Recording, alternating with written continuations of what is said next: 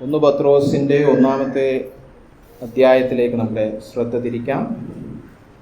പത്രോസിൻ്റെ 1-ാമത്തെ ലേഖനത്തിൻ്റെ 1-ാം അധ്യായത്തിൻ്റെ 13 മുതലുള്ള വാക്യങ്ങൾ ഞാൻ വായിക്കുകയാണ്.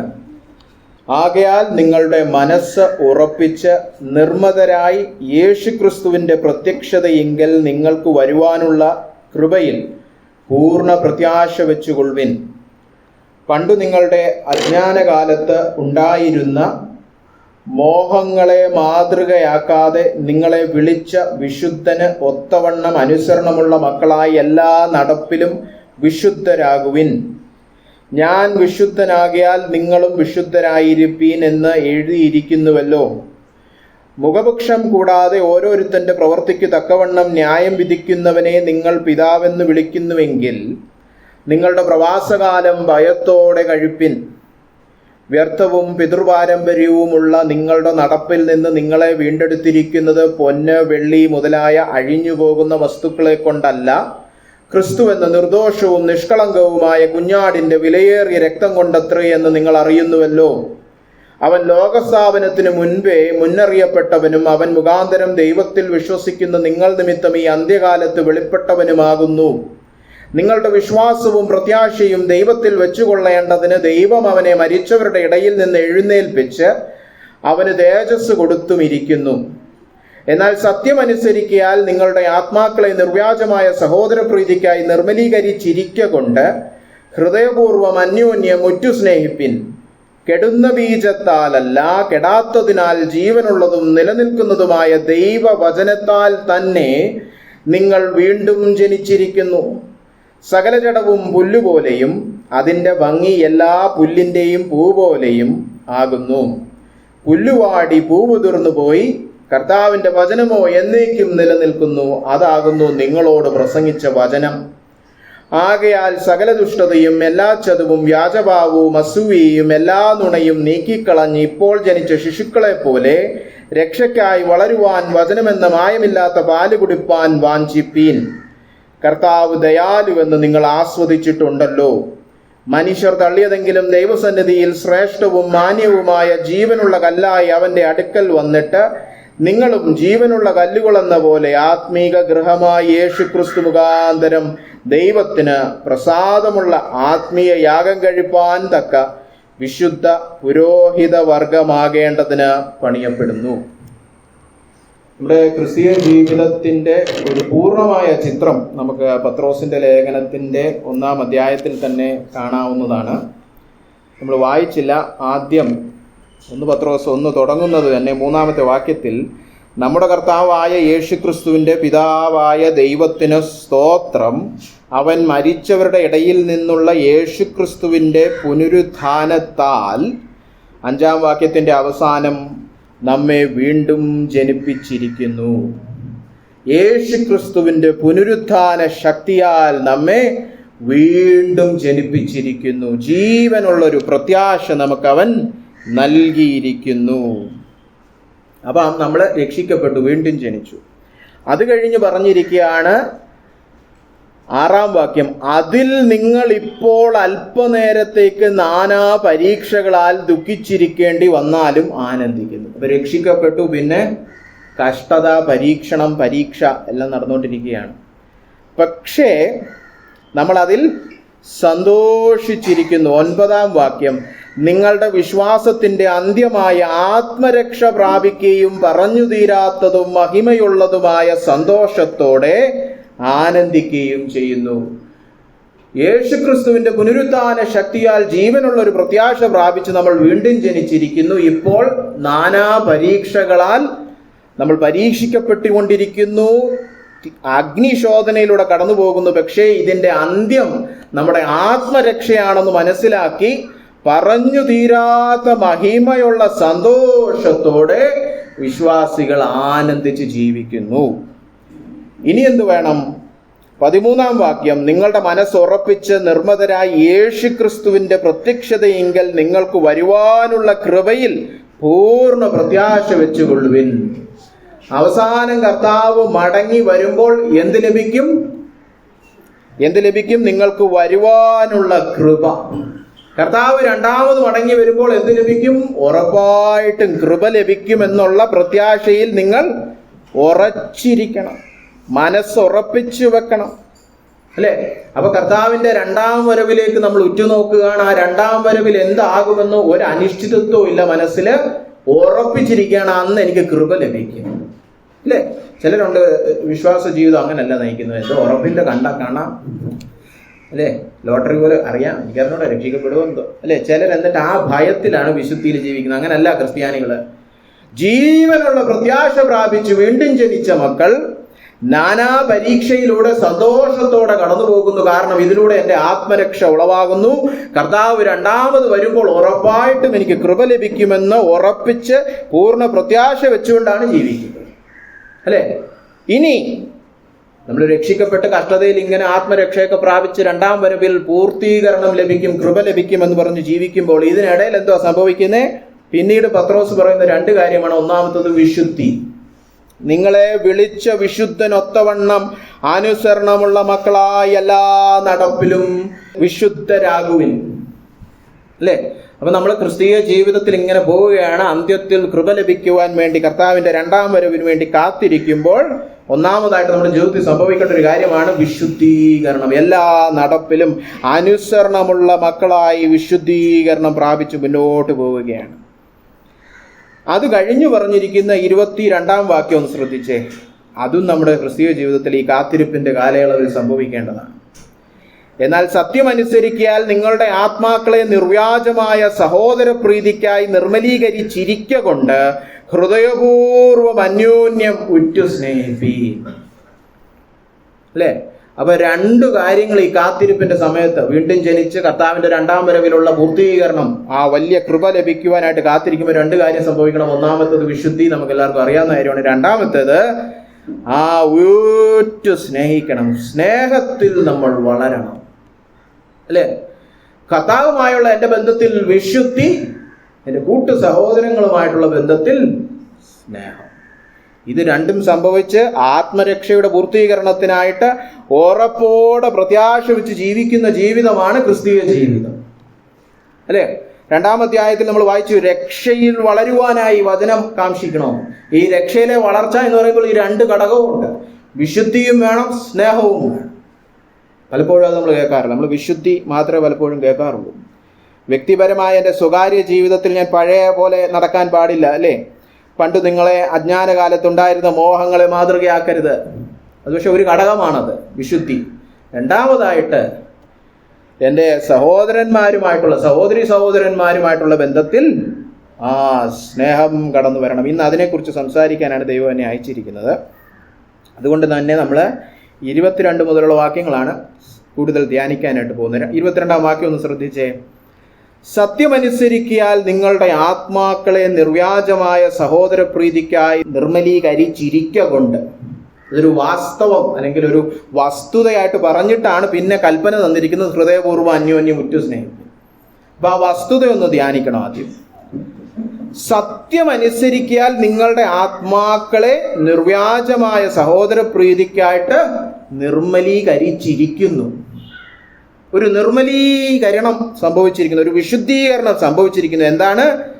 ആത്മാക്കൾ നിർവ്യാജമായ സഹോദര പ്രീതി പ്രാപിച്ചിരിക്കുന്നു. അത് നിങ്ങൾ ചിന്തിക്കാറുണ്ടോ? ദൈവവചനം, സത്യം, സുവിശേഷം, വചനം, കൽപ്പന ഇതൊക്കെ അനുസരിക്കുമ്പോൾ എന്തോ സംഭവിക്കുന്നു? എൻ്റെ ആത്മാവിൽ നിർവ്യാജ സഹോദര പ്രീതിക്കായിട്ടൊരു നിർമ്മലീകരണം സംഭവിച്ചുകൊണ്ടിരിക്കുകയാണ്. എൻ്റെ സ്വാർത്ഥ താല്പര്യങ്ങളെല്ലാം ദൈവം നീക്കിയിട്ട് ഞാൻ ക്രിസ്തുവിനെ പോലെ സ്നേഹവാനായിക്കൊണ്ടിരിക്കുകയാണ്. അത് സംഭവിക്കാത്ത വിശുദ്ധി എന്ന് പറഞ്ഞു നടക്കുന്നത് കപടതയാണ്. ഞാൻ വലിയ വിശുദ്ധനാണ്, എനിക്ക് ആരെയും കണ്ടുകൂടാ, അല്ലെ? അങ്ങനത്തെ വിശുദ്ധരെ കണ്ടിട്ടില്ലേ? ഒരു മനുഷ്യനെ കണ്ടെടുത്താൽ കണ്ടുകൂടാ, ഭയങ്കര വിശുദ്ധനാണ്. ആ വിശുദ്ധി യേശുക്രിസ്തുവിന്റെ വിശുദ്ധിയല്ല, തിരുവചനത്തിൽ പഠിപ്പിച്ചിരിക്കുന്ന വിശുദ്ധിയല്ല, സുവിശേഷത്താൽ ഉളവാകുന്ന വിശുദ്ധിയല്ല. അത് മതത്താൽ ഉളവാകുന്ന, ജഡത്തിൽ ഉളവാകുന്ന കപടഭക്തിയാണ്. ഒരു മനുഷ്യനെ കണ്ടെടുത്താൽ കണ്ടുകൂടാ, വിശുദ്ധൻ, അല്ലെ? ഞാൻ ചില സമയത്തൊക്കെ ചിന്തിച്ചിട്ടുണ്ട്, ഈ മൂരാച്ചികളെയൊക്കെയാണ് വിശുദ്ധൻ എന്ന് വിളിക്കുന്നത്. മുഷഡ് ടീമുകൾ, അല്ലെ? ഒരാളെ കണ്ടെടുത്താൽ കണ്ടുകൂടാ, അതല്ല വിശുദ്ധൻ. നമ്മളൊക്കെ ചിന്തിച്ചു വെച്ചിരിക്കുന്നത് തെറ്റായിട്ടാണ്. വിശുദ്ധൻ എന്ന് പറഞ്ഞു കഴിഞ്ഞാൽ സത്യത്താൽ അവന്റെ ഉള്ളത്തിൽ സഹോദര പ്രീതി വളരുവാൻ ഒരു നിർമ്മലീകരണം ഇങ്ങനെ പ്രാപിച്ചോണ്ടിരിക്കുകയാണ്. അല്ലേ, ആരെ സ്നേഹിക്കാൻ പറ്റുന്നു? കാരണം സ്വാർത്ഥതയിൽ നിന്നൊരു സ്വാതന്ത്ര്യം പ്രാപിച്ചുകൊണ്ടിരിക്കുകയാണ് സത്യം അനുസരിക്കും തോറും. അല്ലേ, 21-ാം വാക്യത്തിൽ പറഞ്ഞിട്ടുണ്ട്, നിങ്ങളുടെ വിശ്വാസവും പ്രത്യാശയും ദൈവത്തിൽ വെച്ചുകൊള്ളേണ്ടതിന് ദൈവം കർത്താവിനെ ഉയർത്തെഴുന്നേൽപ്പിച്ചു. അപ്പോ വിശ്വാസി ആരാണ്? ദൈവത്തിൽ വിശ്വാസവും പ്രത്യാശയും അർപ്പിച്ചിരിക്കുന്ന വ്യക്തി. ദൈവത്തിലാണ് പൂർണ്ണമായിട്ടും നമ്മുടെ വിശ്വാസവും പ്രത്യാശയെങ്കിൽ ഏത് മനുഷ്യനെ സ്നേഹിക്കാൻ പറ്റും. കാരണം മനുഷ്യനിൽ നിന്നൊന്നും പ്രതീക്ഷിക്കുന്നില്ല.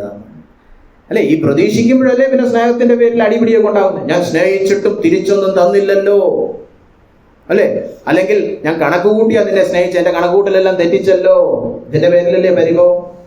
അല്ലേ, നമ്മൾ എന്ത് കഷ്ടപ്പെട്ടാണ് സ്നേഹിച്ചത്, എന്നിട്ട് തിരിച്ചൊന്നും പറഞ്ഞില്ലല്ലോ, ഇതൊക്കെയല്ലേ നമ്മൾ സാധാരണ പറയുന്നത്. അപ്പോ എന്താ പറയുന്നത്? നമ്മള് എന്റെ വിശ്വാസവും പ്രത്യാശയും നിന്നിലായിരുന്നു, നീ അതെല്ലാം തകർത്തു. എന്നാൽ കർത്താവിലാണ് നമ്മുടെ പൂർണ്ണമായ വിശ്വാസവും പ്രത്യാശയെങ്കിൽ ഒരു കണക്കുകൂട്ടലും ഇല്ലാതെ, ഒരു സ്വാർത്ഥതയും ഇല്ലാതെ നിർവ്യാജ സഹോദര പ്രീതിയിൽ നമുക്ക് നീങ്ങുവാനുള്ള സ്വാതന്ത്ര്യം ലഭിക്കും. പിന്നെ അത് ജഡത്തിന്റെ കണക്കുകൂട്ടുകളിലുള്ള സ്നേഹമൊന്നുമല്ല, ഒരു പ്രതിഫലവും ഇച്ഛിച്ചുള്ള സ്നേഹമല്ല. കർത്താവ് നമ്മളെ സ്നേഹിച്ചതുപോലെ ഒന്നും കിട്ടിയില്ലേലും ഞാൻ നിങ്ങളെ സ്നേഹിക്കും. നമ്മള് സ്നേഹിക്കുക എന്ന് പറയുന്ന ആ ക്രിയയിൽ നിന്ന് നമ്മുടെ സ്വഭാവമേ സ്നേഹമാകും. ദൈവം സ്നേഹമാകുന്നു എന്ന് പറഞ്ഞില്ല, ദൈവം സ്നേഹിക്കുന്നവരാകുന്നു എന്നല്ല. എന്ന് പറഞ്ഞാൽ നമ്മുടെ സ്വഭാവമേ സ്നേഹമാകും. ആരെയും സ്നേഹിക്കാൻ പറ്റും, അല്ലെ, എത്ര കൊടുംപാപിയെയും സ്നേഹിക്കാൻ പറ്റും, ആരെന്ത് ചെയ്താലും ക്ഷമിക്കാൻ പറ്റും. കാരണം എന്താണ്? ഈ സത്യം അനുസരിക്കും തോറും എൻ്റെ വിശ്വാസവും പ്രത്യാശയും ദൈവത്തിൽ കൂടുതൽ കൂടുതൽ ഉറച്ചു വരുന്നു. അത് കാരണം എൻ്റെ ഉള്ളത്തിൽ, എൻ്റെ ആത്മാവിന് സഹോദര പ്രീതിക്കായിട്ടൊരു നിർമ്മലീകരണം സംഭവിക്കുന്നു. ഇത് നമ്മൾക്കൊക്കെ സംഭവിച്ചുകൊണ്ടിരിക്കുകയാണെങ്കിൽ ഇനിയാണ് കൽപ്പന, അല്ലേ, ഹൃദയപൂർവം അന്യോന്യം ഉറ്റു സ്നേഹിപ്പിൻ. അല്ലെ, 3 കാര്യങ്ങൾ അവിടെ പറയുന്നുണ്ട്. അങ്ങനെ നിങ്ങളുടെ ഉള്ളത്തിൽ ഈ നിർമ്മലീകരണം നടക്കുന്നത് കൊണ്ട് എന്ത് ചെയ്യണം? ഹൃദയപൂർവം സ്നേഹിക്കണം, പൂർണ്ണ ഹൃദയത്തോടെ സ്നേഹിക്കണം. അല്ലാതെ പാതി ഹൃദയത്തോടല്ല. കുറച്ചൊക്കെ ഒന്ന് സ്നേഹിച്ച് നോക്കാം, പോകുന്നിടം വരെ പോകട്ടെ, അങ്ങനെയൊന്നും ഒരു കാൽക്കുലേഷനും വേണ്ട, ഒരു കണക്കുകൂട്ടലും വേണ്ട. പൂർണ്ണ ഹൃദയത്തോടെ സ്നേഹിപ്പീൻ. അല്ലെ, ഇവിടെ ആരെ സ്നേഹിക്കുന്ന കാര്യം പറഞ്ഞേ? ചുറ്റുമൊക്കെ ഇരിക്കുന്നവരെയൊക്കെ ഒന്ന് നോക്കിക്കേ, അവരെ സ്നേഹിക്കുന്ന കാര്യമായി പറയുന്നത്. അല്ലാതെ പൂർണ്ണ ഹൃദയത്തോടെ കർത്താവിനെ സ്നേഹിക്കുക എന്ന് പറഞ്ഞാൽ നമുക്കെല്ലാം ആമേൻ പറയാൻ എളുപ്പം. ഇത് പൂർണ്ണ ഹൃദയത്തോടെ നിന്റെ കൂട്ടു സഹോദരിയെ സ്നേഹിക്കണമെന്ന്, അല്ലെ. ഇത് പറയുമ്പോൾ പൊതുവെ നമുക്ക് സഭ എന്നൊക്കെ പറഞ്ഞ് നമ്മൾ ചിന്തിക്കും, സാർവലൗകിക സഭ, അല്ലേ. നമുക്ക് ചൈനയിലെ സഹോദരന്മാരോട് എന്തോ ഒരു സ്നേഹമാണ്, നോർത്ത് ഇന്ത്യയിലെ സഹോദരന്മാരോട് എന്തോ ഒരു സ്നേഹമാണ്, കേരളത്തിലെ സഹോദരന്മാരോടും ഭയങ്കര സ്നേഹമാണ്. ഇവിടെ ഉള്ളവരാണ് പ്രശ്നം, അപ്പുറത്തും ഇപ്പുറത്തും ഒക്കെ ഇരിക്കുന്നവരാണ് പ്രശ്നം, അല്ലെ. അപ്പൊ നമ്മളിങ്ങനെ നോക്കുന്നത് ഇടത്തോട്ടൊന്നും ഇല്ല. അങ്ങനെ സാർവലൗകിക സഭയെ സ്നേഹിക്കണം എന്നല്ല പറഞ്ഞിരിക്കുന്നത്, അതും വേണം, ശരിയാണ്. പക്ഷേ ഇവിടെ പറഞ്ഞിരിക്കുന്നത് അന്യോന്യം സ്നേഹിക്കുന്നതിനെ കുറിച്ചാണ്. നിങ്ങൾ ആയിരിക്കുന്ന സഭയിൽ, നിങ്ങളുടെ പ്രാദേശിക കൂട്ടായ്മയിൽ എങ്ങനെ സ്നേഹിക്കണം? ഹൃദയപൂർവം സ്നേഹിക്കണം. കാരണം എന്താ? ഈ നിർമ്മലീകരണം അകത്ത് സംഭവിച്ചുകൊണ്ടിരിക്കുകയാണ്. എൻ്റെ ജഡത്തിൽ നിന്നുളവാകുന്ന കപട സ്നേഹത്തെ കുറിച്ചല്ല ഇത്. എന്തെങ്കിലും മുക്കലും മൂളലും കൊണ്ട് ഞാൻ നിർമ്മിച്ചെടുക്കുന്ന കള്ളസ്നേഹത്തെ കുറിച്ചല്ല. കർത്താവിൻ്റെ ഉള്ളത്തിൽ രൂപാന്തരം വരുത്തുന്നത് നിമിത്തം എന്നിലൂടെ വെളിപ്പെട്ടു വരുന്ന നിർമ്മലമായ സഹോദര പ്രീതി ഉള്ളത് കൊണ്ട് ഹൃദയപൂർവം, അത് ഉള്ളി മാത്രം വെച്ചാൽ പോരാ, അങ്ങ് സ്നേഹിക്കുക, അല്ലേ. ഹൃദയപൂർവം സ്നേഹിക്കുക, അന്യോന്യം സ്നേഹിക്കുക, ഉറ്റു സ്നേഹിക്കണം. എന്താ ഉറ്റു സ്നേഹിക്കുക എന്ന് പറഞ്ഞാൽ? സ്നേഹത്തിൽ ഉറ്റിരിക്കണം എന്ന് പറഞ്ഞാൽ തുടർമാനമായിട്ട് സ്ഥിരോത്സാഹം കാണിക്കണം. 2-3 ദിവസമൊക്കെ സ്നേഹിക്കാൻ കൊള്ളാം. സഭയിൽ ചേർന്ന ആദ്യത്തെ ഒരു മാസം കൊള്ളായിരുന്നു, പിന്നെ പുതുമോടിയൊക്കെ പോയി, ഇവരും പഴയ ആൾക്കാരെ പോലൊക്കെ തന്നെ പോകും. അങ്ങനല്ല, സ്ഥിരോത്സാഹം, തുടർമാനമായിട്ടൊരു പ്രവൃത്തി ചെയ്യുക, അല്ലേ. അതാണ് ഉറ്റു സ്നേഹിക്കണം.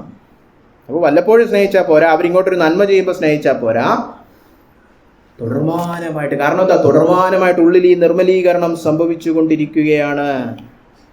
അതിനുള്ള കൂടുതൽ കാരണങ്ങളാണ് പിന്നീടുത്ത വാക്യത്തിൽ പറഞ്ഞിരിക്കുന്നത്. കെടുന്ന ബീജത്താലല്ല, കെടാത്തതിനാൽ ജീവനുള്ളതും നിലനിൽക്കുന്നതുമായ ദൈവവചനത്താൽ നിങ്ങൾ വീണ്ടും ജനിച്ചിരിക്കുന്നു. ഇത് വീണ്ടും ജനിച്ചവർക്ക് മാത്രം ചെയ്യാൻ പറ്റുന്ന കാര്യമായി. കാരണം എന്താ? ഇത് സത്യം അനുസരിക്കുമ്പോൾ ദൈവവചനം നമ്മളിൽ ഉണ്ടാക്കുന്ന നിർമ്മലീകരണമാണ് ഈ സ്നേഹം. പക്ഷേ അത് ദൈവവചനത്തിൽ നിന്ന് വരുന്നുണ്ട്. ആ ദൈവവചനത്തിന്റെ കുറച്ച് സവിശേഷതകൾ പറയുകയാണ്. അത് കെടുന്ന ബീജമല്ല, കെടാത്തതാണ്, നശിച്ചു പോകാത്ത ബീജം. അല്ലെ, ചിലപ്പോഴൊക്കെ ചിലർ വിത്തൊക്കെ കൊണ്ടുവന്ന് നമ്മൾ പാകി, പിന്നെ വെള്ളമൊക്കെ ഒഴിച്ചിട്ടും ഒന്നും കണ്ടില്ല, എന്തോ വളർന്നില്ല. അല്ലെ, ചില മണ്ണ്, ചില കാലാവസ്ഥയിലൊന്നും എല്ലാ ചെടിയൊന്നും വളരത്തില്ല. പൊതുവെ ഞാൻ മനസ്സിലാക്കുന്നത്, ഇപ്പോൾ തിരുവനന്തപുരത്ത് കൊണ്ട് ആപ്പിൾ ചെടി വെച്ചാൽ വളരത്തില്ല. കുറച്ച് തണുപ്പൊക്കെ ഉള്ള ഒരു വയനാടോ അവിടെയൊക്കെ പോകണം. അല്ലേ, അപ്പോൾ വിത്തൊക്കെ ഇട്ടു, വിത്ത് കറക്റ്റ് വിത്ത് തന്നെയായിരുന്നു, പക്ഷെ വളർന്നില്ല. അങ്ങനെ കെട്ടുപോകുന്ന ഒന്നുമല്ല.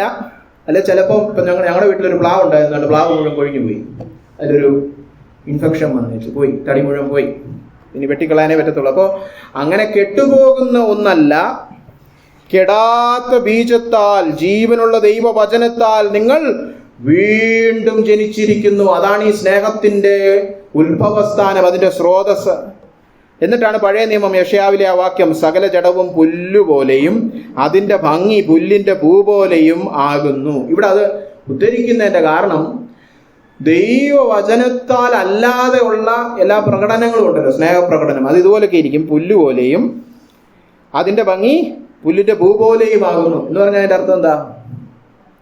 ഇന്ന് കാണും നാളെ വാടിപ്പോവും, അല്ലെ, നിലനിൽക്കാത്തതാണത്.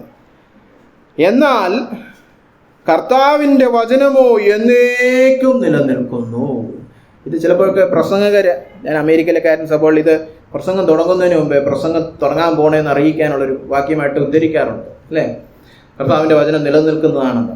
പക്ഷെ ഈ പശ്ചാത്തലത്തിൽ വേണം നമ്മളത് ചിന്തിക്കാൻ. ഇവിടെ പത്രോസ് എന്തോ പറഞ്ഞുകൊണ്ടിരിക്കുമ്പോഴേ ഇത് ഉദ്ധരിച്ചേ, ദൈവവചനത്തെ കുറിച്ച് ക്ലാസ് എടുത്തുകൊണ്ടിരിക്കുകയല്ല.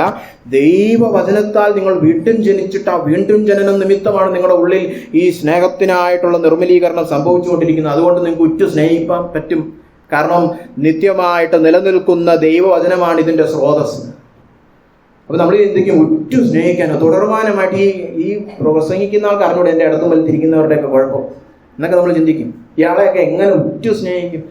അല്ലേ, ആ ഉറ്റു സ്നേഹിക്കാൻ പറ്റും. കാരണം സ്രോതസ് ജഡമല്ല, സകല ജഡവും പുല്ലുപോലെ എന്ന് പറഞ്ഞാൽ ജഡത്തിൽ നിന്നല്ല ഈ സ്നേഹം വരുന്നത്. ദൈവവചനമെന്ന കെടാത്ത ബീജം, ആ സത്യം നമ്മൾ അനുസരിക്കുമ്പോൾ ഈ സ്നേഹം വെളിപ്പെട്ടു വരും. അതുകൊണ്ട് ഉറ്റു സ്നേഹിക്കാൻ പറ്റും.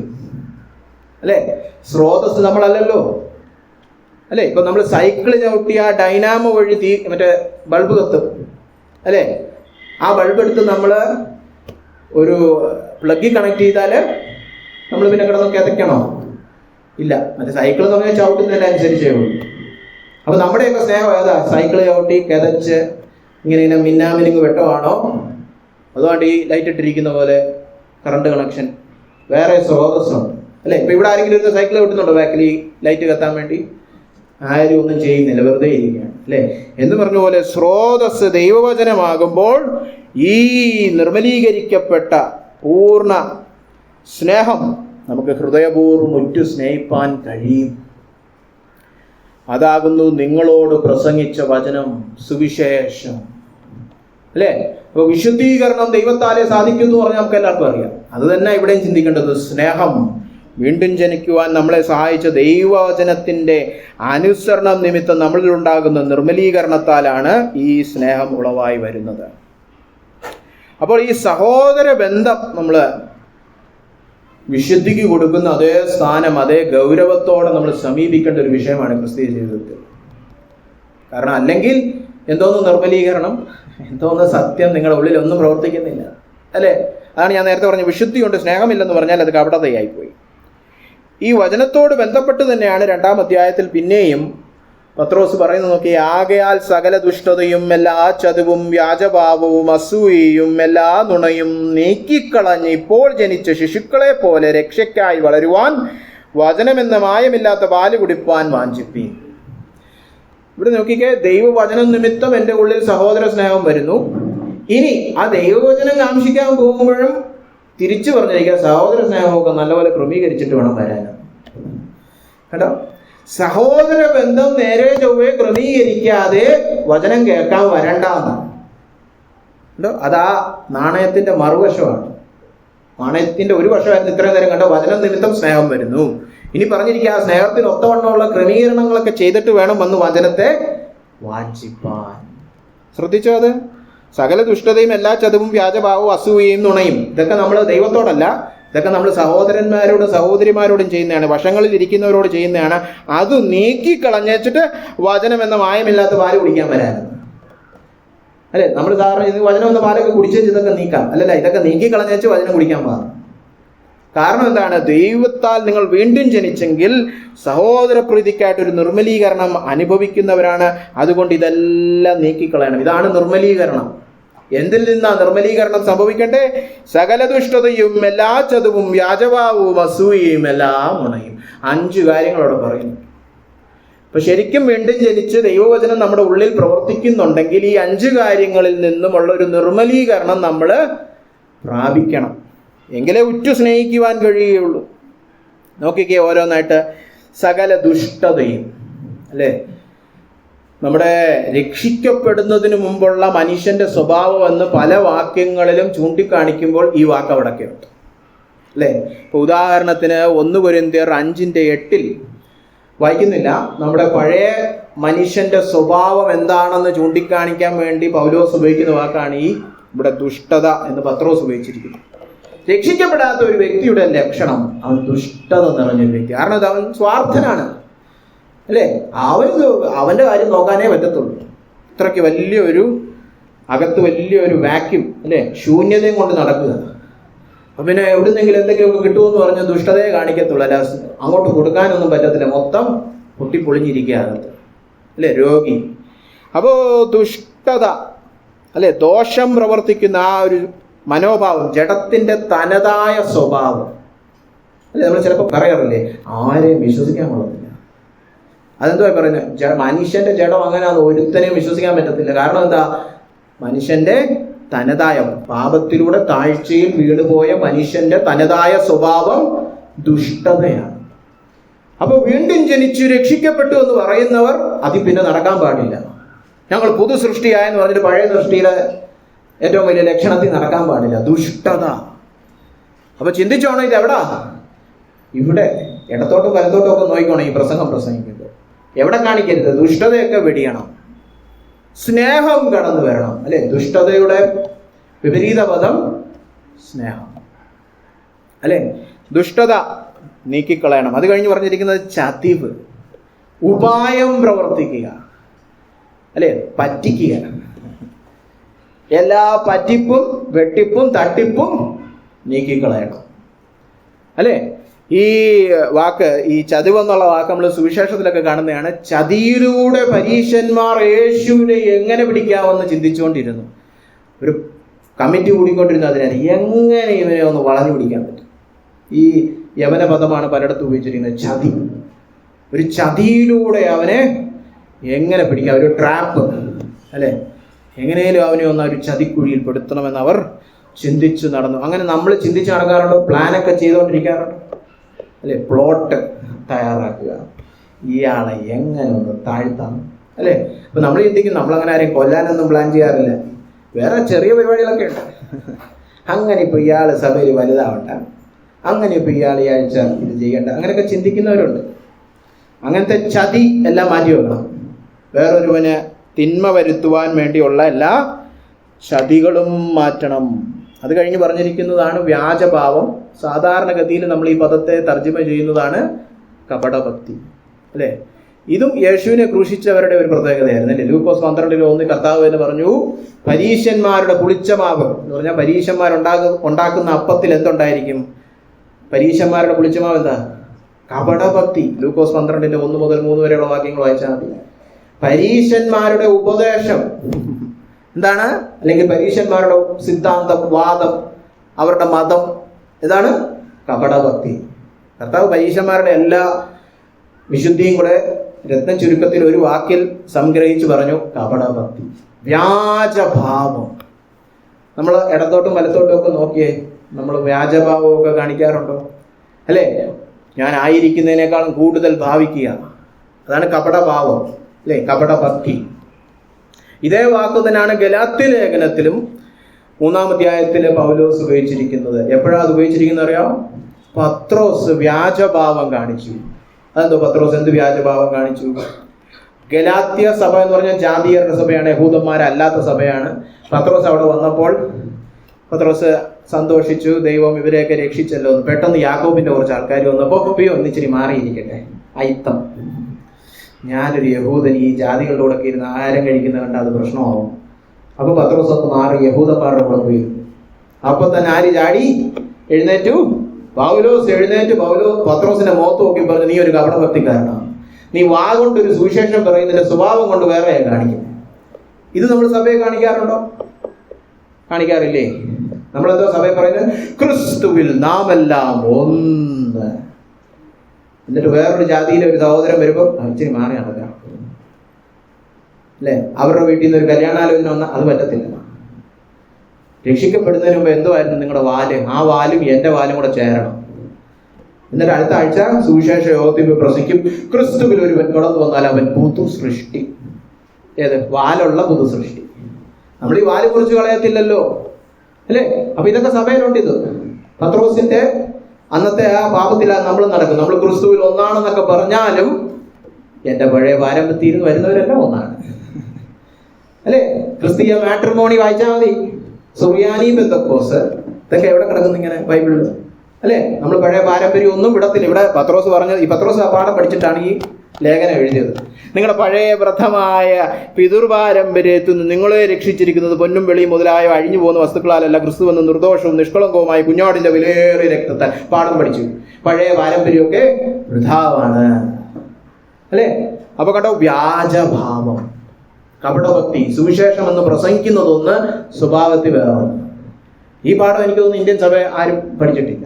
നമ്മൾ ഇനി പഴയ ജാതിയും പാരമ്പര്യവും ഒന്നും പറയാൻ പാടില്ല, കുലമഹിമയും ഒന്നും വിളമ്പാൻ പാടില്ല. ക്രിസ്തുവിൽ ഒന്നെന്ന് പറഞ്ഞാൽ ഒന്ന്. വ്യാജഭാവം. അത് കഴിഞ്ഞ് പറഞ്ഞിരിക്കുന്ന നോക്കിക്കേ, അസൂയ. അയ്യോ, നമുക്കാർക്കും അതില്ലല്ലോ, അല്ലേ? നമുക്ക് അങ്ങനെ ഒരു പ്രശ്നമേ ഇല്ല. ഈ വചനവും നിങ്ങൾ ശ്രദ്ധിച്ചാൽ ഇതും സുവിശേഷത്തിലുണ്ട്. എത്ര പേർക്ക് അറിയാവുമെന്ന് അറിഞ്ഞൂടാ. സുവിശേഷങ്ങളിലേക്ക് കടന്നു വന്ന് നമ്മൾ മത്തായി 27:18 മർക്കോസ് 15:10 ഞാൻ എടുത്തു വായിക്കുന്നില്ല. മത്തായി 27:18 മർക്കോസ് 15:10 വളരെ വ്യക്തമായിട്ട് സുവിശേഷത്തിൽ പറഞ്ഞിട്ടുണ്ട്. പീലാത്തോസിന് ഒരു കാര്യം മനസ്സിലായി, ഈ യഹൂദന്മാരെല്ലാം കൂടെ എന്തിനാണ് ക്രിസ്തുവിനെ ചതിച്ച് എന്റെ മുമ്പാകെ കൊണ്ടുവന്നിരിക്കുന്നത്? എന്താണ് പീലാത്തോസ് മനസ്സിലായത്? ഇവർ അസൂയ നിമിത്തം ക്രിസ്തുവിനെ എന്റെ കയ്യിൽ ഏൽപ്പിച്ചിരിക്കുന്നുവെന്ന് പീലാത്തോസിന് മനസ്സിലായി. രക്ഷിക്കപ്പെടാത്ത ഒരു റോമാക്കാരന് വ്യക്തമായിട്ട് മനസ്സിലായി, ഇവന്മാർക്ക് ഈ വ്യക്തിയോട് എന്തോ അസൂയയുണ്ട്. അതിന്റെ പേരിലാണ് ഈ കള്ളത്തരമൊക്കെ കാണിച്ച് ആരോപണങ്ങളൊക്കെ ഉന്നയിച്ച് എന്റെ മുൻപിൽ ഈ യേശുവിനെ കൊണ്ടുവന്ന് കൊല്ലണമെന്ന് പറയുന്നത്. അതുകൊണ്ട് യേശുവിനെ എന്തുകൊണ്ട് ക്രൂശീകരിച്ചു? അന്നത്തെ യഹൂദ മത പണ്ഡിതന്മാർക്കും നേതാക്കന്മാർക്കും യേശുവിനോട് അസൂയ തോന്നി. അപ്പൊ അസൂയ എന്ന് പറയുന്ന പാപം ചെറിയ പാപമൊന്നുമല്ല. യേശുവിനെ ക്രൂശിൽ തറപ്പിക്കുവാൻ കാരണമായ പാപമാണ് അസൂയ, അല്ലെ? യേശു ക്രിസ്തു ഒരു 30 വയസ്സായ ഒരു ചെറുപ്പക്കാരൻ, അന്നത്തെ ഒരു ബൈബിൾ സ്കൂളിലും പോയിട്ടില്ല, ഒരു റബായുടെയും പാദപീഠത്തിൽ ഇരിക്കാതിരുന്നു. പെട്ടെന്നൊരു ദിവസം പ്രസംഗിക്കാൻ തുടങ്ങി, ആളെല്ലാം കൂടെ കൂടാൻ തുടങ്ങിയപ്പോൾ അന്നത്തെ പ്രസംഗന്മാർക്കും മതപണ്ഡിതന്മാർക്കും നേതാക്കന്മാർക്കും ഇതെന്തോന്നു, നമ്മളൊന്നും അല്ലേ അപ്പൊ, അല്ലെ? എന്നാ പിന്നെ ഒരു കാര്യം ചെയ്യാം, കമ്മിറ്റി കൂടി അവനെ വെട്ടിക്കളയാം, അല്ലെ? ഇന്നും പല സ്ഥലത്ത് ഇതൊക്കെയല്ലേ സംഭവിക്കുന്നത്. ഒരു യൗവനക്കാരൻ വളർന്നു വരുന്ന കണ്ട ചില മത മേലധ്യക്ഷന്മാർക്ക് ഈ രോഗം വരും. പീലാത്തോസ് കണ്ട അതേ രോഗം, അസൂയ വരും, വെട്ടിക്കളയാം, അല്ലേ? അപ്പൊ നമുക്ക് സഭയിൽ ആരോടെങ്കിലും ഒക്കെ അസൂയുണ്ടോ? അവർ കൊള്ളാലോ, ഭയങ്കര പ്രസംഗം, അവർ കണ്ടോ പ്രാർത്ഥിക്കുന്നു, പാട്ട് പാടുന്നു, എനിക്കങ്ങനെ പാടാൻ പറ്റിയിരുന്നേ കൊള്ളാമായിരുന്നു, അവർക്ക് അങ്ങനെ നന്മ വരാൻ പാടില്ലല്ലോ, എൻ്റെ കണ്ണിന് നല്ല ചൊറിയുന്നു, അല്ലേ? കണ്ണുകടി വരുന്നു. എന്നിട്ട് പിന്നെന്താ ചെയ്യുന്നത്? ഇവരെ അങ്ങ് ക്രൂശിക്കാം. എങ്ങനെ ഇവരെ ഒന്ന് അപകടത്തിൽ. അപ്പൊ പിന്നെ ചതി വരും, നേരത്തെ പറഞ്ഞ ചതി. പിന്നെ ഉപായം വരും, വ്യാജഭാവം വരും. അവരുടെ മുമ്പിൽ വിട്ട്, ബ്രദർ എന്ത് നന്നായിട്ടാ പ്രസംഗിക്കുന്നേ, ഉള്ളിൻ്റെ ഉള്ളിൽ നിന്റെ ഒക്കെ ഞാൻ ഇപ്പം തീർത്ത് തരാം. കണ്ടോ, ഇതെല്ലാം ചേട്ടന്മാരും അനിയന്മാരോ. ഒരുത്തൻ വരുമ്പോൾ മറ്റവനെല്ലാം കൂടെ ഇങ്ങി വരും. ഒരേ കുടുംബത്തിൽ പറഞ്ഞവരെ ഇവരല്ല. ജഡം എന്ന് പറഞ്ഞാൽ ഒരേ തറവാട്ടിലെ മക്കളായി പറഞ്ഞ 5 കാര്യങ്ങൾ. ഇപ്പൊ കേട്ടോ, അസൂയ കടന്നു വരും. അവസാനം നമ്മുടെ മലയാളം ബൈബിളിൽ പറഞ്ഞിരിക്കുന്നത് എല്ലാം നുണയും എന്നാണ്. പക്ഷെ അവിടെ ഉപയോഗിച്ചിരിക്കുന്ന മൂലപദം നുണയെക്കാളും ഏഷണി എന്നുള്ളൊരു പദം അല്ലേ. ഏഷണി പറിച്ച്, ദൂഷണം പറിച്ച് അല്ലേ. ഏഷണി പറയാറുണ്ടോ നമ്മൾ? ഇതിനകത്ത് നുണയെന്ന് എങ്ങനെ മലയാളത്തിൽ വന്നെന്ന് ചോദിച്ചാൽ ഇല്ലാത്ത ഒരു കാര്യം പറയുകയാണ്. പക്ഷെ ഇത് നുണയെക്കാളും ഏഷണിയാകുന്ന എന്താണെന്ന് ചോദിച്ചാൽ വേറൊരു വ്യക്തിയെക്കുറിച്ച് ഇല്ലാവചനം പറയുകയാണ്, എന്നിട്ട് അയാളെ ഇകഴ്ത്താൻ നോക്കുകയാണ്. അപ്പൊ നമ്മളെല്ലാവരും പറയുകയാണ് ഈ സഹോദരൻ കൊള്ളാലോ, നന്നായിട്ടുണ്ട് സഭയിൽ എന്ന് പറയുമ്പോൾ നമുക്കൊരു അങ്ങനെ പോരല്ലോ, നമുക്ക് അസൂയ വന്നു. അങ്ങനെ നിങ്ങൾ വിചാരിക്കുന്ന പോലെ അത്ര വലിയ ആളൊന്നും വല്ലതും ഉണ്ട്. എനിക്ക് കുറച്ച് പറയാനുണ്ട് ഇയാളെ കുറിച്ച്. ഏഷണിയായി അല്ലേ. ഇല്ലാത്തൊരു കാര്യം വേണ്ടാത്തൊരു സ്ഥലത്ത് പോയി പറഞ്ഞ് വേറൊരാളെ ഇകഴ്ത്തുക. ഇതൊന്നും സഹോദരപ്രീതിയോട് ചേർന്ന് പോകുന്നതല്ല ഈ 5 കാര്യങ്ങൾ അല്ലേ. അപ്പൊ നമ്മൾ നുണ പറയാറുണ്ടോ? ഇടത്തോട്ടും വലത്തോട്ടും ഒക്കെ നോക്കിക്കേ ഒന്ന്. നുണ പറയാറുണ്ടോ? വേറുള്ള വ്യക്തികളെ കുറിച്ച് ഇല്ലാവചനം പറഞ്ഞ് അവരുടെ സ്വഭാവഹത്യ നടത്താറുണ്ടോ? ഇവിടെയുള്ള ആരെയും കുറിച്ച് നമ്മളൊന്നും പറയാറില്ല. ഈ വേറെ പ്രസംഗകരും പേരുകേട്ട പ്രസംഗകരൊക്കെ ഉണ്ടോ, നമ്മൾ ഇന്നവരെ ജീവിതത്തിൽ കാണാത്ത പ്രസംഗകർ, അവരെ കുറിച്ച് പറയാറുണ്ടോ? നിങ്ങൾ വിചാരിക്കുന്ന പോലെ അയാൾ അത്ര വലിയ പ്രസംഗമൊന്നുമല്ല, എനിക്ക് നന്നായിട്ട് അറിയാന്ന് പറഞ്ഞിട്ട് നമ്മൾ ഇല്ലാവചനം പറയുന്നുണ്ടോ? ആരെക്കുറിച്ചും ആവും. അപ്പൊ നമ്മൾ സാർവലൗകിക സഭ ചിന്തിച്ചാലും കുഴപ്പമൊന്നുമില്ല ഈ പാപങ്ങളൊക്കെ പറയുമ്പോൾ. ഇവിടുന്ന് തുടങ്ങണം, മൊത്തം സഭയിലേക്കും അത് ചിന്തിക്കണം. നുണ പറയാറുണ്ടോ? ഇല്ലാവചനം പറയാറുണ്ടോ? പരദൂഷണം പറയാറുണ്ടോ? ഏഷണി പറയാറുണ്ടോ? ഇതൊന്നും സഹോദരപ്രീതിയോട് ചേർന്ന് പോകുന്നതല്ല. ഇതിൽ നിന്നെല്ലാം നിർമ്മലീകരിക്കപ്പെടുന്നവരായിരിക്കണം സത്യമനുസരിച്ച സത്യവിശ്വാസികൾ. ഇപ്പൊ ചിന്തിച്ചേ, സകല ദുഷ്ടതയും എല്ലാ ചതുവും വ്യാജഭാവവും അസൂയയും എല്ലാ നുണയും. ഇവിടെ ഉപയോഗിച്ചിരിക്കുന്നുണ്ടോ? സകല, എല്ലാ. അപ്പൊ പിന്നെ ഇതിനകത്ത് നമുക്ക് ഒരു ഒഴിവില്ല അല്ലേ. ഈ അസൂയ കുഴപ്പമില്ല, ഇത് വചനത്തിന് എതിരല്ല എന്നൊന്നും പറയാൻ പറ്റും. കാരണം സകല, എല്ലാ അസൂയയും എല്ലാ നുണയും. അപ്പൊ പിന്നെ എല്ലാം പോയി, ഒന്നിനും നമുക്ക് ഒഴിവ് പറഞ്ഞിട്ട് ഇത് കുഴപ്പമില്ല, ഇത് വിശുദ്ധമായ അസൂയയാണ്, ഇത് വിശുദ്ധ നുണയാണെന്നൊന്നും പറയാൻ പറ്റത്തില്ല. ഇത് ഒന്നടങ്കം പറിച്ച് ദൂരെ കളയേണ്ടതാണ്. അർബുദം വന്നതുപോലെയാണ്. കുറച്ച് അർബുദം വെച്ചിട്ടുണ്ട്, പിന്നെ എടുക്കുന്നില്ല എന്ന് പറയൂ. മൊത്തം മുറിച്ച് കളയണം. പാപം അങ്ങനെയാണ്, എല്ലാം മുറിച്ച് കളയണം അല്ലെ. സകല ദുഷ്ടതയും. മാത്രമല്ല യവന ഭാഷയില് ഈ ചതുവ്, വ്യാജഭാവം, അസൂയ, നുണ ഇതെല്ലാം ബഹുവചനത്തിലാണ്. ഇതിന് മലയാളത്തിൽ പറഞ്ഞാൽ അത് തിരുവനന്തപുരം വേർഷനായി പോകും ബൈബിളിന്റെ അല്ലെ. എല്ലാ ചതുവുകളും വ്യാജഭാവങ്ങളും അല്ലെ. അത് പറയുമ്പോൾ അത് തിരുവനന്തപുരത്ത് ആൾക്കാർക്ക് മാത്രം കുഴപ്പമില്ല, ബാക്കിയുള്ള മലയാളികൾക്കൊക്കെ അതെന്തോന്നു മലയാളം ശരിയല്ലല്ലോ. അതുകൊണ്ടാണ് ഇതിനെ ഏകവചനമായിട്ട് ഇവിടെ തർജ്ജമ ചെയ്തിരിക്കുന്നത്. പക്ഷെ യവന ഭാഷയിൽ തിരുവനന്തപുരം ഭാഷയാണ് ഉപയോഗിച്ചിരിക്കുന്നത് അല്ലെ. അപ്പൊ എല്ലാ ചതുവുകളും അല്ലെ. എല്ലാ എന്ന് പറയുമ്പോൾ അതിന്റെ വ്യാപ്തി. ചതുവുകളും ഏത് തരത്തിലുള്ളതും അല്ലെ. വളരെ സമ്പൂർണമായ ഒരു ലിസ്റ്റാണ് ഇവിടെ പത്രോസ് തന്നിരിക്കുന്നത്. ഒന്ന് ഇടത്തോട്ട് വലത്തോട്ട് ഒന്ന് തിരിയാൻ പോലും പറ്റാത്ത രീതിയിൽ ഒരു ലിസ്റ്റ് ഉണ്ടാക്കി വെച്ചിരിക്കുക. ഇതിൽ നിന്ന് നിങ്ങൾ എന്ത് ചെയ്യണം? നിർമ്മലീകരണം പ്രാപിക്കണം. ഇത് നീക്കിക്കളഞ്ഞുകൊണ്ട് വേണം വചനത്തെ സമീപിക്കാൻ. അയ്യോ, ഇപ്പൊ മനസ്സിലായി എന്തുകൊണ്ടാ വചനം കുടിച്ചിട്ടും കുഞ്ഞ് വളരാത്തെന്ന്. പാല് കുടിക്കുന്നു, വയറിളക്കുന്നു, ഒരു വളർച്ചയില്ല. 100,000 പ്രസംഗം കേൾക്കുന്നുണ്ട്, വചനം വായിക്കുന്നുണ്ട്, ധ്യാനിക്കുന്നുണ്ട്, കാണാ പഠിക്കുന്നുണ്ട്, ഒരു വളർച്ചയില്ലാത്തതിന്റെ കാരണം ഒന്നിതാണ്, ഈ വലത്തോട്ടും ഇടത്തോട്ടും ഉള്ള ബന്ധം ഒന്നും ക്രമീകരിച്ചിട്ടില്ല. ഏറ്റവും ഒന്നാമത്തെ ദൈവമായിട്ടുള്ള ബന്ധമാണ്. അത് നമ്മൾ ഇന്നത്തെ വിഷയം അല്ലാത്തോണ്ട് തൊടുന്നില്ലെന്നേ ഉള്ളൂ. ഈ മേളിലോട്ടും ഇടത്തോട്ടും ഈ ബന്ധങ്ങളൊക്കെ ക്രമീകരിച്ചിട്ട് വചനം പഠിച്ചാലേ ശരിയായ പാലിന്റെ ഗുണം വചനത്തിൽ നിന്ന് കിട്ടത്തുള്ളൂ. അപ്പൊ അത് വളരെ കാര്യമായിട്ട് നമ്മൾ ചിന്തിക്കേണ്ട ഒന്നാണ്. അങ്ങനെ എല്ലാം നീക്കിക്കളഞ്ഞ് ഇപ്പോൾ ജനിച്ച ശിശുക്കളെ പോലെ, അതെനിക്ക് ഇഷ്ടപ്പെട്ടു. ശിശുക്കളെ പോലെ എന്ന് പറഞ്ഞില്ല, ഇപ്പോൾ ജനിച്ച ശിശുക്കൾ. കാരണം എന്താണ്? ഈ ശിശുക്കൾ എന്ന് പറഞ്ഞു കഴിഞ്ഞാൽ 2-3 വയസ്സും ഒക്കെ വരും അതിനകത്ത്. അങ്ങനെയുള്ളവർക്ക് അങ്ങനെ പാലൊന്നും കിട്ടിയില്ലെങ്കിലും കുഴപ്പമൊന്നുമില്ല അല്ലെ. അവരെയൊക്കെയാണ് പാല് കുടിപ്പിക്കണം, പിന്നെ വലിയ ബന്ധപ്പാടാണ്.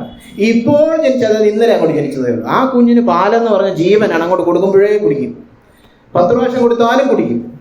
കാരണം ഒന്നും കിട്ടാൻ വേണ്ടി ഇങ്ങനെ കുതിച്ചിരിക്കുകയാണ് അല്ലെ. പിന്നെ 2-3 വയസ്സ് 4-5 ഒക്കെ ആകുമ്പോൾ പിന്നെ കഴിപ്പിക്കാൻ വേണ്ടി പിന്നെ കഥ പറയണം അല്ലെ. ഭയങ്കര ബുദ്ധിമുട്ട്. നിങ്ങളെല്ലാം അച്ഛനമ്മമാർക്ക് അറിയാൻ പറയേണ്ട ആവശ്യമില്ല അല്ലെ, വലിയ പാടാണ്. അതുകൊണ്ടാണ് ഇവിടെ പറഞ്ഞത് ഇപ്പോൾ ജനിച്ച ശിശുക്കൾ. ഇവർക്ക് പ്രസംഗമൊന്നും വേണ്ട, വചനം കുടിക്കണേ അല്ലെ. നമ്മൾ എവിടെയെങ്കിലും കേട്ടിട്ടുണ്ടോ 1, 2 വയസ്സ് താഴെയുള്ള 6 മാസമുള്ള കുഞ്ഞിനോട് ഞാൻ പ്രസംഗിക്കാൻ പോവാ, മോളെ സമയത്തിന് പാല് കുടിക്കണേ. അല്ലെ, ഏതെങ്കിലും ഡോക്ടർ പറയാറുണ്ടോ വാവയോട്, വാവേ സമയത്തിന് പാലൊക്കെ കുടിച്ചോ? ഒന്നും വേണ്ട, പാലങ്ങോട്ട് കൊടുത്താൽ മതി, ഗൾപ്പ് ഗൾപ്പ് ഗൾപ്പ് ഗൾപ്പ്, അല്ലേ, അങ്ങോട്ട് ഇറങ്ങും. അങ്ങനെ ആയിരിക്കണം രക്ഷിക്കപ്പെട്ട ദൈവമക്കൾ. ആരും വന്ന് പ്രസംഗിക്കേണ്ട ആവശ്യമൊന്നുമില്ല. വചനം കുടിക്കണേ, വാഞ്ചിക്കണേ, അല്ലേ? ആ ആഗ്രഹം, ആ വിഷ പുള്ളി കിടക്കും, അയ്യോ വചനം കിട്ടണം, അല്ലേ? ഇപ്പൊ ഒരു കുഞ്ഞിന് പാല് കിട്ടിയില്ല എന്താ പറ്റും? ചത്തുപോകും, അല്ലേ? അതുപോലെ ആയിരിക്കണം നമ്മുടെ വചനത്തോടുള്ള ആ ആഗ്രഹം. ഇപ്പോൾ ജനിച്ച ശിശുക്കളെ പോലെ രക്ഷയ്ക്കായി വളരുവാൻ, വചനമെന്ന മായമില്ലാത്ത പാല് കുടിപ്പാൻ വാഞ്ചിപ്പീൻ. അങ്ങനെ ഒരു വാഞ്ചയുണ്ടോ നമുക്ക്? എനിക്ക് ഈ വചനം ഉള്ളിൽ ചെന്ന്, നേരത്തെ പറഞ്ഞ വിശുദ്ധീകരണവും ഇപ്പോൾ നമ്മൾ ചിന്തിച്ചുകൊണ്ടിരിക്കുന്ന ഹൃദയത്തിൽ ഈ സഹോദരപ്രീതി വളർത്തുന്ന, നിർമ്മലീകരണത്തിലൂടെ വളർത്തുന്ന വചനം എനിക്ക് ഉള്ളിൽ വേണമെന്ന് അതിയായ വാഞ്ചയുണ്ടോ നമുക്ക്? അതാണ് രക്ഷയിൽ വളരുവാൻ, അല്ലേ? നമ്മൾ പിള്ളേരോടൊക്കെ കഴിക്കാൻ നേരം മോനെ കഴിച്ച് വളരണം, അല്ലേ? കൊക്കണമെങ്കിൽ നല്ലപോലെ ആരും കഴിക്കണം, നല്ല ബലം വെക്കണം എന്നൊക്കെ പറയും, പിള്ളേർ കഴിക്കും. നമുക്കങ്ങനെ ഒരു ആഗ്രഹമുണ്ട്, എനിക്ക് രക്ഷയിൽ വളരണം, എനിക്ക് വിശുദ്ധിയിലും വളരണം, സ്നേഹത്തിലും വളരണം. എൻ്റെ വ്യക്തിപരമായ കർത്താവുമായുള്ള ബന്ധത്തിൽ എനിക്ക് വിശുദ്ധിയിൽ വളരണം, എനിക്ക് യേശു ക്രിസ്തുവിനെ പോലെ പിതാവിനെ പ്രസാദിപ്പിക്കണം. രണ്ടാമത്, എൻ്റെ സഹോദര ബന്ധത്തിൽ എനിക്ക് യേശു ക്രിസ്തുവിനെ പോലെ സഭയെ സ്നേഹിക്കണം. ഇങ്ങനൊരു ആഗ്രഹം നമ്മുടെ ഉള്ളിലുണ്ടോ? വാഞ്ചയുണ്ടോ? വേറെ എന്ത് കിട്ടിയില്ലെങ്കിലും കുഴപ്പമില്ല, ഇതിന് വേണം, ഇതിന് വേണ്ടിയിട്ടാണ് ഞാൻ വചനത്തെ സമീപിക്കുന്നത്. അല്ലാതെ പ്രസംഗക്കുറിപ്പുകൾ ഉണ്ടാക്കാനും, അല്ലേ, വാട്സാപ്പിൽ സ്റ്റാറ്റസ് ഇടാനും എഴുതിയിടാനും അതിനൊന്നുമല്ല, പുസ്തകം എഴുതാനും അതിനൊന്നും. വചനം രാവിലെ എഴുന്നേറ്റ് ഇത് എൻ്റെ ഭക്ഷണമാണ്, ബ്രേക്ക്ഫാസ്റ്റ്, അല്ലേ? അങ്ങനെ കടന്നു വരണമെന്നാണ് ഇവിടെ പത്രോസ് നമ്മളോട് പറയുന്നത്. എന്നിട്ട് 3-ാമത്തെ വാക്യം എനിക്ക് ഏറ്റവും ഇഷ്ടമുള്ളൊരു വാക്യമാണ്, കർത്താവ് ദയാലു എന്ന് നിങ്ങൾ ആസ്വദിച്ചിട്ടുണ്ടല്ലോ. എന്നിട്ട് ആ വിഷയം വിടും പത്രോസ്, അല്ലേ? അത് ചിന്തിച്ചിട്ടുണ്ടോ? ധ്യാനിച്ചിട്ടുണ്ടോ? എന്താ ബന്ധം? കർത്താവ് ദയാലു എന്ന് നിങ്ങൾ ആസ്വദിച്ചിട്ടുണ്ടല്ലോ. ഈ പാല് കുടിയുടെ ഇടയിൽ അതെന്തിനാ പറയുന്നേ? നിങ്ങൾ രക്ഷിക്കപ്പെട്ടപ്പോൾ, ദൈവവചനം ഒന്നാമതായിട്ട് അനുസരിച്ച് ഒരു വീണ്ടും ജനനം പ്രാപിച്ചപ്പോൾ നിങ്ങൾ എന്തോ ആസ്വദിച്ച്? കർത്താവ് ദയാലുവാണല്ലോ. നമ്മൾ ആരാധന സമയത്ത് അതും പറഞ്ഞ കർത്താവിനെ സ്തുതിച്ച്, അല്ലേ? ഞങ്ങൾ പ്രാർത്ഥിച്ചതായിരുന്നു, കർത്താവ് എന്നോട് ഇത്ര ദയ നീ കാണിച്ചല്ലോ, പീലാത്തോസിന്റെ മുമ്പിൽ പോയി നീ മിണ്ടാതെ നിന്നല്ലോ, നീ നിന്നെ തന്നെ താഴ്ത്തിയല്ലോ, നീ എന്തൊരു ദയാലുവാണെന്ന് ഞാൻ ആസ്വദിച്ചു. തീർന്നോ? ഇനി ഈ ദൈവവചനം വാഞ്ചിച്ച് ധ്യാനിക്കും തോറും നിങ്ങൾ എന്തോ കൂടുതൽ ആസ്വദിക്കാൻ പോകുന്നത്? അയ്യോ, ഇനിയും ഒരുപാടുണ്ട് ഈ ദയ, ദയയുടെ ആഴങ്ങൾ ഇനിയും ആസ്വദിക്കാം. അപ്പൊ രക്ഷിക്കപ്പെട്ടപ്പോൾ ആസ്വദിച്ച ആ ദയാലുവായ കർത്താവിനെ തുടരെ തുടരെ തുടരെ ആസ്വദിക്കാൻ ഈ പാല് കുടിച്ചുകൊണ്ടിരിക്കണം. ദൈവവചനം ധ്യാനിക്കും തോറും ഞാൻ എന്തോ അനുഭവിക്കുന്നേ? ഓ, എന്തൊരു വലിയ ദയാലുവായ കർത്താവായി കർത്താവ്. അപ്പൊ കർത്താവിന്റെ സ്നേഹം ആസ്വദിക്കുവാൻ വേണ്ടിയിട്ടാണ് വചനം ധ്യാനിക്കുന്നത്. വചന ധ്യാനത്തിന്റെ അനുഭവം അതായിരിക്കണം. ഓ, ഞാൻ എൻ്റെ കർത്താവിന്റെ സ്നേഹത്തെ ആസ്വദിച്ചു, ഒരു പുതിയ രീതിയിൽ ആസ്വദിച്ചു, അതിനൊരു പുതുക്കം വന്നു. അല്ലാതെ രാവിലെ എഴുന്നേറ്റ് വചനം വായിക്കണം, ബോറ്, അല്ലെ? എത്ര പേർക്ക് ബോറടി വരും വചനം വായിക്കുമ്പോ, അല്ലെ? രാത്രി ഉറക്കം വരുന്നില്ല, ആ ബൈബിൾ ഇങ്ങോട്ട് എടുത്തേ, അല്ലേ? നമ്മൾ ആരെങ്കിലും പറയുമോ? അത് പറയുന്നവരുണ്ടെങ്കിൽ മാനസാന്തരപ്പെടുക. കാരണം കർത്താവ് എത്ര ദയാലുവാണെന്ന് ആസ്വദിക്കുവാൻ വേണ്ടി ദൈവം നമുക്ക് നൽകിയിരിക്കുന്നതാണ് ദൈവവചനം. അപ്പൊ ദൈവവചനം ധ്യാനിക്കും തോറും ആനന്ദമേ പരമാനന്ദമേ എന്നൊക്കെ നമ്മൾ പാടണം, അല്ലെ? അവന്റെ ആ ദയയും സ്നേഹവും കൂടുതൽ കൂടുതൽ രുചിച്ചറിയുകയാണ്. അങ്ങനെ നിങ്ങൾ ആസ്വദിച്ചിട്ടുണ്ടല്ലോ. പിന്നെ ബാക്കി പത്രോസ് പറഞ്ഞില്ല, അതിൽ തന്നെ ഉണ്ട്, നിങ്ങൾ കൂടുതൽ ആസ്വദിക്കുവാൻ ഈ വചനമെന്ന മായമില്ലാത്ത പാല് കുടിക്കുക. അപ്പം നിങ്ങൾ രക്ഷയിൽ വളരും, അല്ലേ? അത് കഴിഞ്ഞ് പറഞ്ഞിരിക്കുന്നത് നമ്മൾ ചിന്തിക്കുന്ന വിഷയമായിട്ട് ചേർന്ന് പോകുന്നതാണ്, അതും കൂടെ ധ്യാനിക്കണം. മനുഷ്യർ തള്ളിയതെങ്കിലും ദൈവസന്നിധിയിൽ ശ്രേഷ്ഠവും മാന്യവുമായ ജീവനുള്ള കല്ലായ അവന്റെ അടുക്കൽ വന്നിട്ട്, അതായത് കർത്താവായ യേശു ക്രിസ്തുവിന്റെ ഒരു വിവരണമാണ് അവിടെ പറഞ്ഞിരിക്കുന്നത്. മനുഷ്യർ തള്ളി, പീലാത്തോസും യഹൂദന്മാരും പാപികളും എല്ലാം കൂടെ മനുഷ്യർ യേശു ക്രിസ്തുവിനെ തള്ളി. പക്ഷേ ദൈവസന്നിധിയിൽ ശ്രേഷ്ഠവും മാന്യവും ജീവനുമുള്ള കല്ലായി, മൂലക്കല്ലായി, അല്ലേ? കർത്താവ് ഉദ്ധരിച്ചൊരു വാക്യമാണല്ലോ അത്. പണിക്കാരൊക്കെ തള്ളിയെങ്കിലും മൂലക്കല്ലായ കർത്താവ്. അപ്പൊ കർത്താവ് ദൈവത്തിന് ശ്രേഷ്ഠമാണ്. അവന്റെ അടുക്കൽ വന്നിട്ട് നിങ്ങളും ജീവനുള്ള കല്ലുകൾ എന്ന പോലെ ആത്മീക ഗൃഹമായ യേശുക്രിസ്തു മുഖാന്തരം ദൈവത്തിന് പ്രസാദമുള്ള ആത്മീക യാഗം കഴിപ്പാൻ തക്ക വിശുദ്ധ പുരോഹിത വർഗമാകേണ്ടതിന് പണിയപ്പെടുന്നു. അപ്പൊ നമ്മൾ രക്ഷിക്കപ്പെട്ട് വീട്ടിലിരുന്നാ പോരാ, നമ്മൾ രക്ഷിക്കപ്പെട്ട് കർത്താവിന്റെ ശരീരമായ സഭയോട് ചേർന്ന് ഒരു ആത്മീക ഗൃഹമാണ്. ഇവിടെ കടന്നു വരുന്ന എല്ലാവരും പുരോഹിതന്മാരാണ്. നിങ്ങളത് അറിഞ്ഞിട്ടുണ്ടോ? നിങ്ങളൊക്കെ പുരോഹിതന്മാരാണ്. വീണ്ടും ജനിച്ചുകൂടി ഇരിക്കുന്ന എല്ലാ ദൈവമക്കളും കർത്താവിന്റെ കണ്ണിൽ ഒരു പുരോഹിതനാണ്. വിശുദ്ധ പുരോഹിത വർഗമാകേണ്ടതിന് നമ്മൾ പണിയപ്പെടുന്നു, അല്ലെ? അതുകൊണ്ടാണ് വിശ്വാസികളുടെ സഭയിൽ ഒരു പുരോഹിതന് മുമ്പിൽ വന്നിട്ട് ഇന്ന് ഇത് വായിക്കാം, അത് വായിക്കാം, ഇത് ചെയ്യാം, അത് ചെയ്യാം എന്ന് പറയാത്തത്. വർഷിപ്പ് ലീഡറൊന്നും ഇല്ല, അല്ലെ?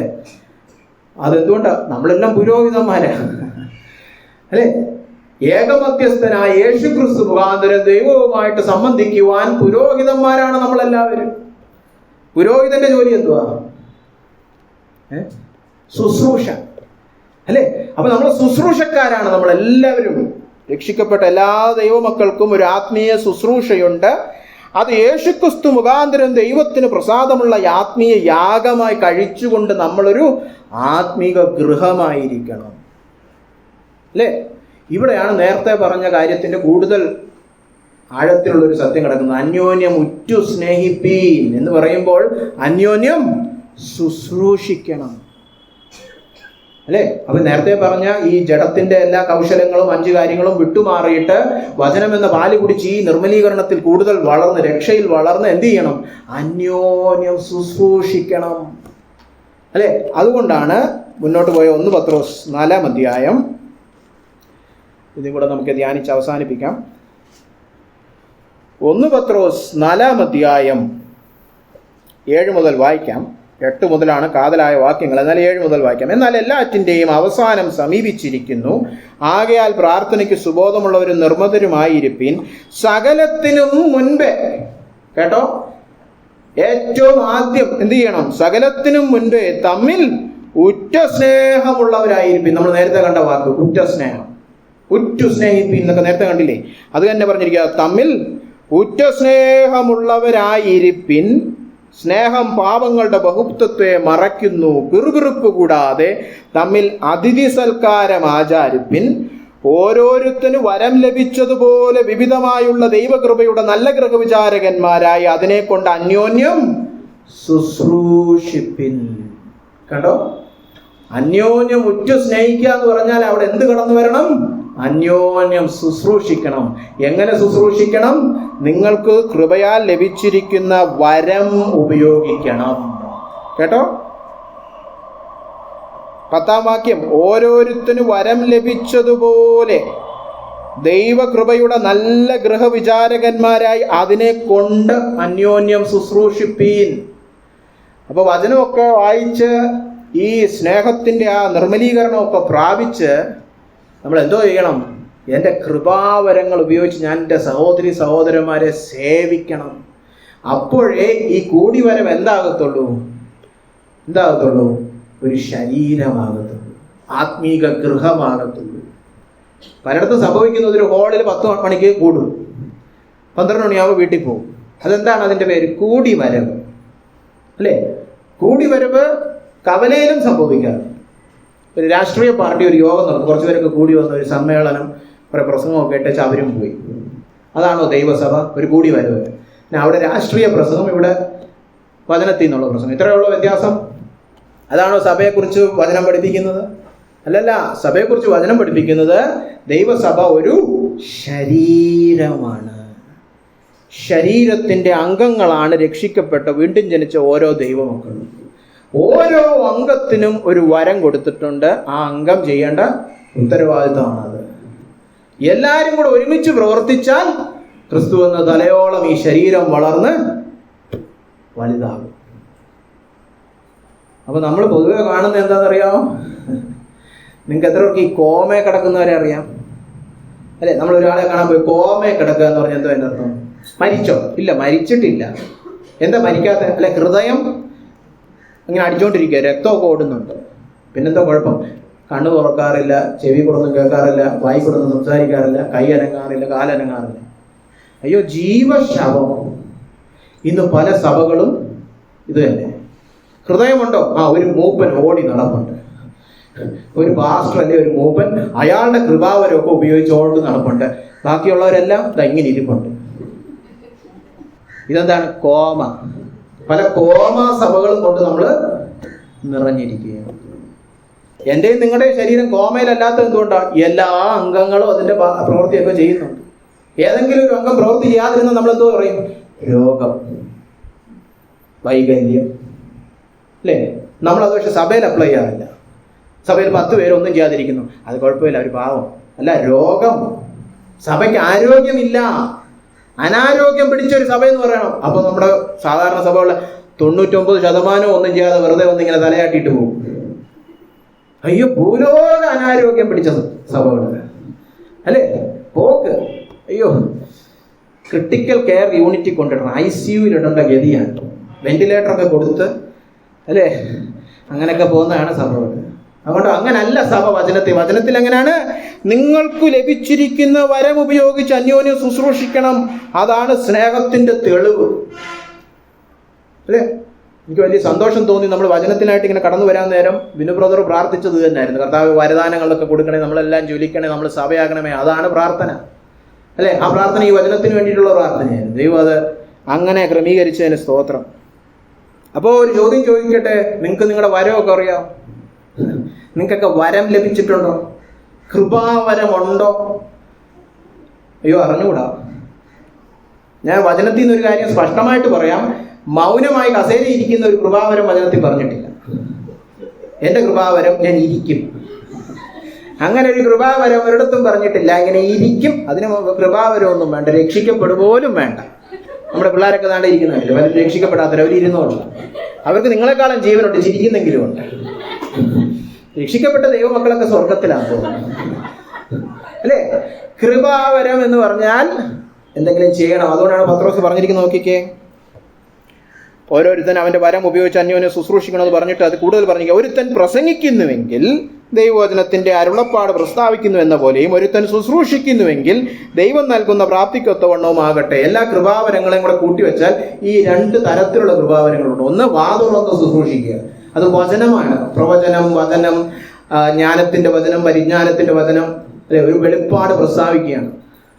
എന്നാൽ വേറെ കൃപാവരങ്ങളുണ്ട്, വായൊന്നും തുറക്കണ്ട, അത് പ്രവൃത്തികളാണ്. അതുകൊണ്ടാണ് അതിനെ ശുശ്രൂഷ, സേവനം എന്നുള്ളതാണ് അവിടുത്തെ മൂലപദം. അത് കൈകൾ കൊണ്ടൊക്കെ നമ്മൾ ചിലത് ചെയ്യണം. ഇങ്ങനെ ഏതെങ്കിലും 2 ആയിരിക്കും, അല്ലാതെ ഇരിക്കുക എന്നൊരു കൃപാവരം ഇല്ല. ഒന്നെങ്കിൽ വാ തുറക്കണം, അല്ലെങ്കിൽ വാ തുറക്കാത്ത കൃപാവരമാണെങ്കിൽ എന്തെങ്കിലുമൊക്കെ ചെയ്യണം, അല്ലേ? 1 Corinthians 14, റോമാലേഖനം 12 ഒക്കെ എടുത്ത് വായിച്ചാൽ അറിയാം കൃപാവരങ്ങളുടെ ലിസ്റ്റ്. അതിനെക്കുറിച്ചുള്ള വലിയൊരു നീണ്ട ബൈബിൾ സ്റ്റഡിക്കല്ല നമ്മൾ സമയം എടുക്കുന്നത്. പക്ഷേ കൃപാവരം ഏതാന്ന് അറിഞ്ഞാൽ അതിൽ നിങ്ങൾ പ്രവർത്തിച്ചില്ലെങ്കിൽ നിങ്ങളുടെ ഈ ആത്മീയ ഗൃഹത്തിന് വന്നിരിക്കുന്ന കോമയുടെ ഒരു ഉത്തരവാദി നിങ്ങളാണ്. നിങ്ങൾ ഉണർന്നാൽ കോമ അത്ര ശതമാനം കുറഞ്ഞു. അവിടെ എല്ലാവരും ഉണർന്നാൽ കോമ മാറും, അല്ലേ? ചിലർ പറയും നമ്മുടെ സഭ എന്ത് നല്ല സഭയാണ്, 4-5 മൂപ്പന്മാർ എന്ത് നന്നായിട്ടാണ് സഭ നടത്തുന്നത്. ഈ 4-5 മൂപ്പന്മാർ ഓടിയിട്ട് ഈ സഭ ഇങ്ങനെ ഇരുന്നെങ്കിൽ നിങ്ങൾ 50 പേര് ഉണർന്നാൽ എങ്ങനെ ഇരിക്കുമെന്ന് ചിന്തിക്കത്തില്ല. ആ 4 പേര് എന്ത് നന്നായിട്ടാണ് ചെയ്യുന്നത്, ആ 4 പേരെ വെച്ചോണ്ട് ഇത് ഓടുന്നത്. എല്ലാവരും ഒന്ന് ഉണർന്നിരുന്നേ അപ്പോൾ എന്തോ ഒരു സഭയായിരുന്നേ. അത് നമ്മൾ ചിന്തിക്കാറില്ല. കാരണം എന്താ? നമ്മൾ സ്വാർത്ഥ ആലുക്കളാണ്. അവരോടട്ടെ, അവർ മെനക്കെടട്ടെ, ഞാൻ വെറുതെ ഇരിക്കണം. അതുകൊണ്ടാണ് ആദ്യമേ സ്നേഹത്തെക്കുറിച്ച് പ്രസംഗിച്ചത്. സ്നേഹം വന്നു കഴിഞ്ഞാൽ എനിക്ക് സേവിക്കണമെന്നൊരു ഇച്ഛ വരും, അല്ലേ? ഒരാളെ സ്നേഹിക്കുകയാണെന്ന് പറഞ്ഞിട്ട് ഒന്നും ചെയ്യാതിരിക്കുമോ നമ്മൾ, അല്ലേ? എനിക്ക് എന്ത് സ്നേഹമാണെന്നറിയാം. ഒരു മെസ്സേജ് അയക്കാറില്ല, ഒന്നും പറയാറില്ല, സംസാരിക്കാറില്ല, സമയം ചെലവഴിക്കാറില്ല, പക്ഷെ ഭയങ്കര സ്നേഹമാണെന്ന്. ആ വ്യക്തി എന്താ പറയും? പല സ്വപ്നത്തിലുമായിരിക്കും നിങ്ങൾക്ക് എന്നോട് സ്നേഹം. അല്ല, യാഥാർത്ഥ്യത്തിൽ ഒരു വ്യക്തിയോട് സ്നേഹം വന്നാൽ നമ്മൾ എന്തെങ്കിലുമൊക്കെ പറയാൻ ശ്രമിക്കും, ചെയ്യാൻ ശ്രമിക്കും. അത് തന്നെ ഇവിടെ പറഞ്ഞിരിക്കുന്നത്. സഭയോട് സ്നേഹമുണ്ടെങ്കിൽ ഒന്നെങ്കിൽ വാ തുറന്ന് വചനം പ്രസ്താവിക്കും, ഇല്ലെങ്കിൽ എന്തെങ്കിലുമൊക്കെ ശുശ്രൂഷിക്കും. 2ലും പ്രാപ്തി ദൈവമാണ് നൽകുന്നത്. നേരത്തെ പറഞ്ഞതുപോലെ തന്നെ സൈക്കിളൊന്നും ആരും ചവിട്ടണ്ട, കറണ്ട് കുത്തിയാൽ മതി, അല്ലെ? സ്രോതസ് ദൈവമാണ്, പ്രാപ്തി ദൈവം നൽകും. പ്രസംഗിക്കുമ്പോൾ എന്താ? ദൈവം അരുളപ്പാട് തരും, അല്ലെ? സേവിക്കുമ്പോൾ പ്രാപ്തി ദൈവം തരുന്നു. ആഹാ, ഇപ്പൊ ദൈവത്തിൽ നിന്ന് പ്രാപിച്ചങ്ങ് ചെയ്താൽ മതി. അതിനാണ് കൃപാവരം എന്ന് പറയുന്നത്. എൻ്റെ സ്വന്തം ശക്തിയാലോ ബലത്താലോ ബുദ്ധിയാലോ ചെയ്യാൻ പറ്റാത്ത ഒരു കാര്യം ദൈവം സഹായിച്ച് എനിക്ക് ചെയ്യാൻ പറ്റുന്നു. അല്ലെ? ഇപ്പൊ ഞാൻ പ്രസംഗിക്കുന്നു, ഇത് എൻ്റെ കഴിവൊന്നുമല്ല. ഇത് ദൈവം ഒരു കൃപാവരം തന്നിരിക്കുന്നു. വചനത്തിലൂടെ സംസാരിക്കുവാനും അത് കേൾക്കുന്നവർക്ക് ആത്മീയ വർധന ഉളവാകുവാനും എങ്ങനെ ഒരു കൃപ, അല്ലെ? പലപ്പോഴും ഞാൻ പ്രസംഗിക്കുമ്പോൾ എനിക്കൊരു ആത്മീക വർധനവും ലഭിക്കാതായിരിക്കും ഞാൻ ചിലപ്പോൾ നയിക്കുന്നത്. വളരെ വേദനയിലായിരിക്കും ഞാൻ നിൽക്കുന്നത്. പക്ഷെ കേൾക്കുന്നവർക്ക് എന്ത് നല്ല പ്രസംഗം, അല്ലെ? അതെന്തുകൊണ്ടാ? കൃപാവരമാണ് ഇത്. വേറൊരു വ്യക്തി എന്നെ ഉപയോഗിച്ച് സംസാരിക്കുക. അതുപോലെയാണ് എല്ലാ കൃപാവരങ്ങളും. ദൈവമാണ് പ്രാപ്തി നൽകുന്നത്. കാരണം അങ്ങനെയാകുമ്പോൾ എല്ലാറ്റിലും, പത്രോസ് തുടരുകയാണ് 11-ാം വാക്യം, എല്ലാറ്റിലും ദൈവം യേശുക്രിസ്തു മൂലം മഹത്വപ്പെടുവാൻ ഇടവരും. അല്ലെ? അവനാണ് ഇതിലൂടെയൊക്കെ പ്രവർത്തിച്ചെല്ലാം ചെയ്യുന്നത്. അപ്പൊ പിന്നെ മഹത്വം അവന് കൊടുക്കണം. പ്രസംഗന്മാർക്കൊന്നും മഹത്വം കൊടുക്കണ്ട. എന്തു നല്ല പ്രസംഗമായിരുന്നു, അത് ദൈവം അയാൾക്ക് കൃപാവരം കൊടുത്തിട്ടോട് അയാളിലൂടെയൊക്കെ സംസാരിച്ചു. അല്ലാതെ അയാൾ പ്രസംഗം മാറ്റി വെച്ചിട്ട് സംസാരിച്ച് ചിലപ്പോൾ നിങ്ങളൊക്കെ ഓടും, അയാളുടെ ജഡത്തിൽ നിന്ന് സംസാരിച്ചാൽ, അല്ലേ? അതുകൊണ്ട് പ്രസംഗത്തിലൂടെ കേട്ടതിന് ദൈവത്തിന് സ്തോത്രം കൊടുക്കണം. ദൈവത്തിന്റെ അരുളപ്പാടാണ് ഈ കേൾക്കുന്നത്, അല്ലേ? അങ്ങനെ സകലത്തിലും ദൈവത്തിന് മഹത്വം വരട്ടെ. അതാണ് നേരത്തെ പറഞ്ഞു, ദൈവത്തിന് പ്രസാദമുള്ള ആത്മീയ യാഗം കഴിപ്പാൻ തക്ക വിശുദ്ധ പുരോഹിത വർഗമാണ് നമ്മൾ. അപ്പൊ കണ്ടു, ദൈവസഭയിലേക്ക് നമ്മൾ കടന്നു വന്ന് ഈ നിർമ്മലീകരണം കൊണ്ട് ഉളവായ നിർവ്യാജ സഹോദരപ്രീതി നിമിത്തം അന്യോന്യം ശുശ്രൂഷിക്കണം. അതിന് നിങ്ങളുടെ കൃപാവരങ്ങളെ ജ്വലിപ്പിക്കണം. അപ്പൊ ഒന്നാമത്തെ ചോദ്യം, ഈ സത്യം കേൾക്കുന്നുണ്ട്, അനുസരിക്കുന്നുണ്ട്, ഉള്ളിൽ ഈ നിർമ്മലീകരണം സംഭവിക്കുന്നുണ്ടോ? സഹോദരപ്രീതി വളരുന്നുണ്ടോ?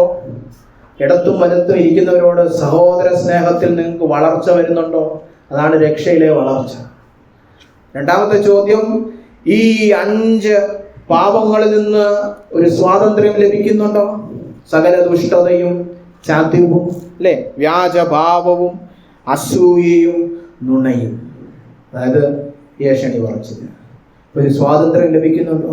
അത് പറയാതെ, അത് ചെയ്യാതെ ഇവരെ ആത്മാർത്ഥമായിട്ട് സ്നേഹിക്കുവാൻ ക്രിസ്തുവിൽ ഒരു സ്വാതന്ത്ര്യം എനിക്ക് ദൈവവചനത്തിലൂടെ ലഭിക്കുന്നു എന്ന് എല്ലാവർക്കും പറയാൻ പറ്റണം, അല്ലേ? മൂന്നാമത്തേത്, കൃപാവരങ്ങൾ ജ്വലിപ്പിച്ച് അന്യോന്യം സേവിക്കണം. അപ്പോഴേ ഇതൊരു കൂടിവരവിൽ നിന്ന് സഭയകത്തും. അപ്പൊ നിങ്ങളെന്ന് ചോദിച്ചു, നിങ്ങളുടെ കൃപാവരം എന്തുവാ? ഇപ്പൊ ഞാൻ വന്ന് ഉണ്ണുന്ന സമയത്ത് ചോദിക്കാൻ പോവാ നിങ്ങളോട്, നിങ്ങളുടെ കൃപാവരം എന്തോന്ന് ചോദിച്ചാൽ ഉത്തരം പറയൂ ഇങ്ങനെ. അതിനി ആലോചിക്കണം, വീട്ടിൽ പോയി പ്രാർത്ഥിക്കണം, ഞാനിത് നോക്കട്ടെ, 1-4 അറിയാവോ കൃപാവരം?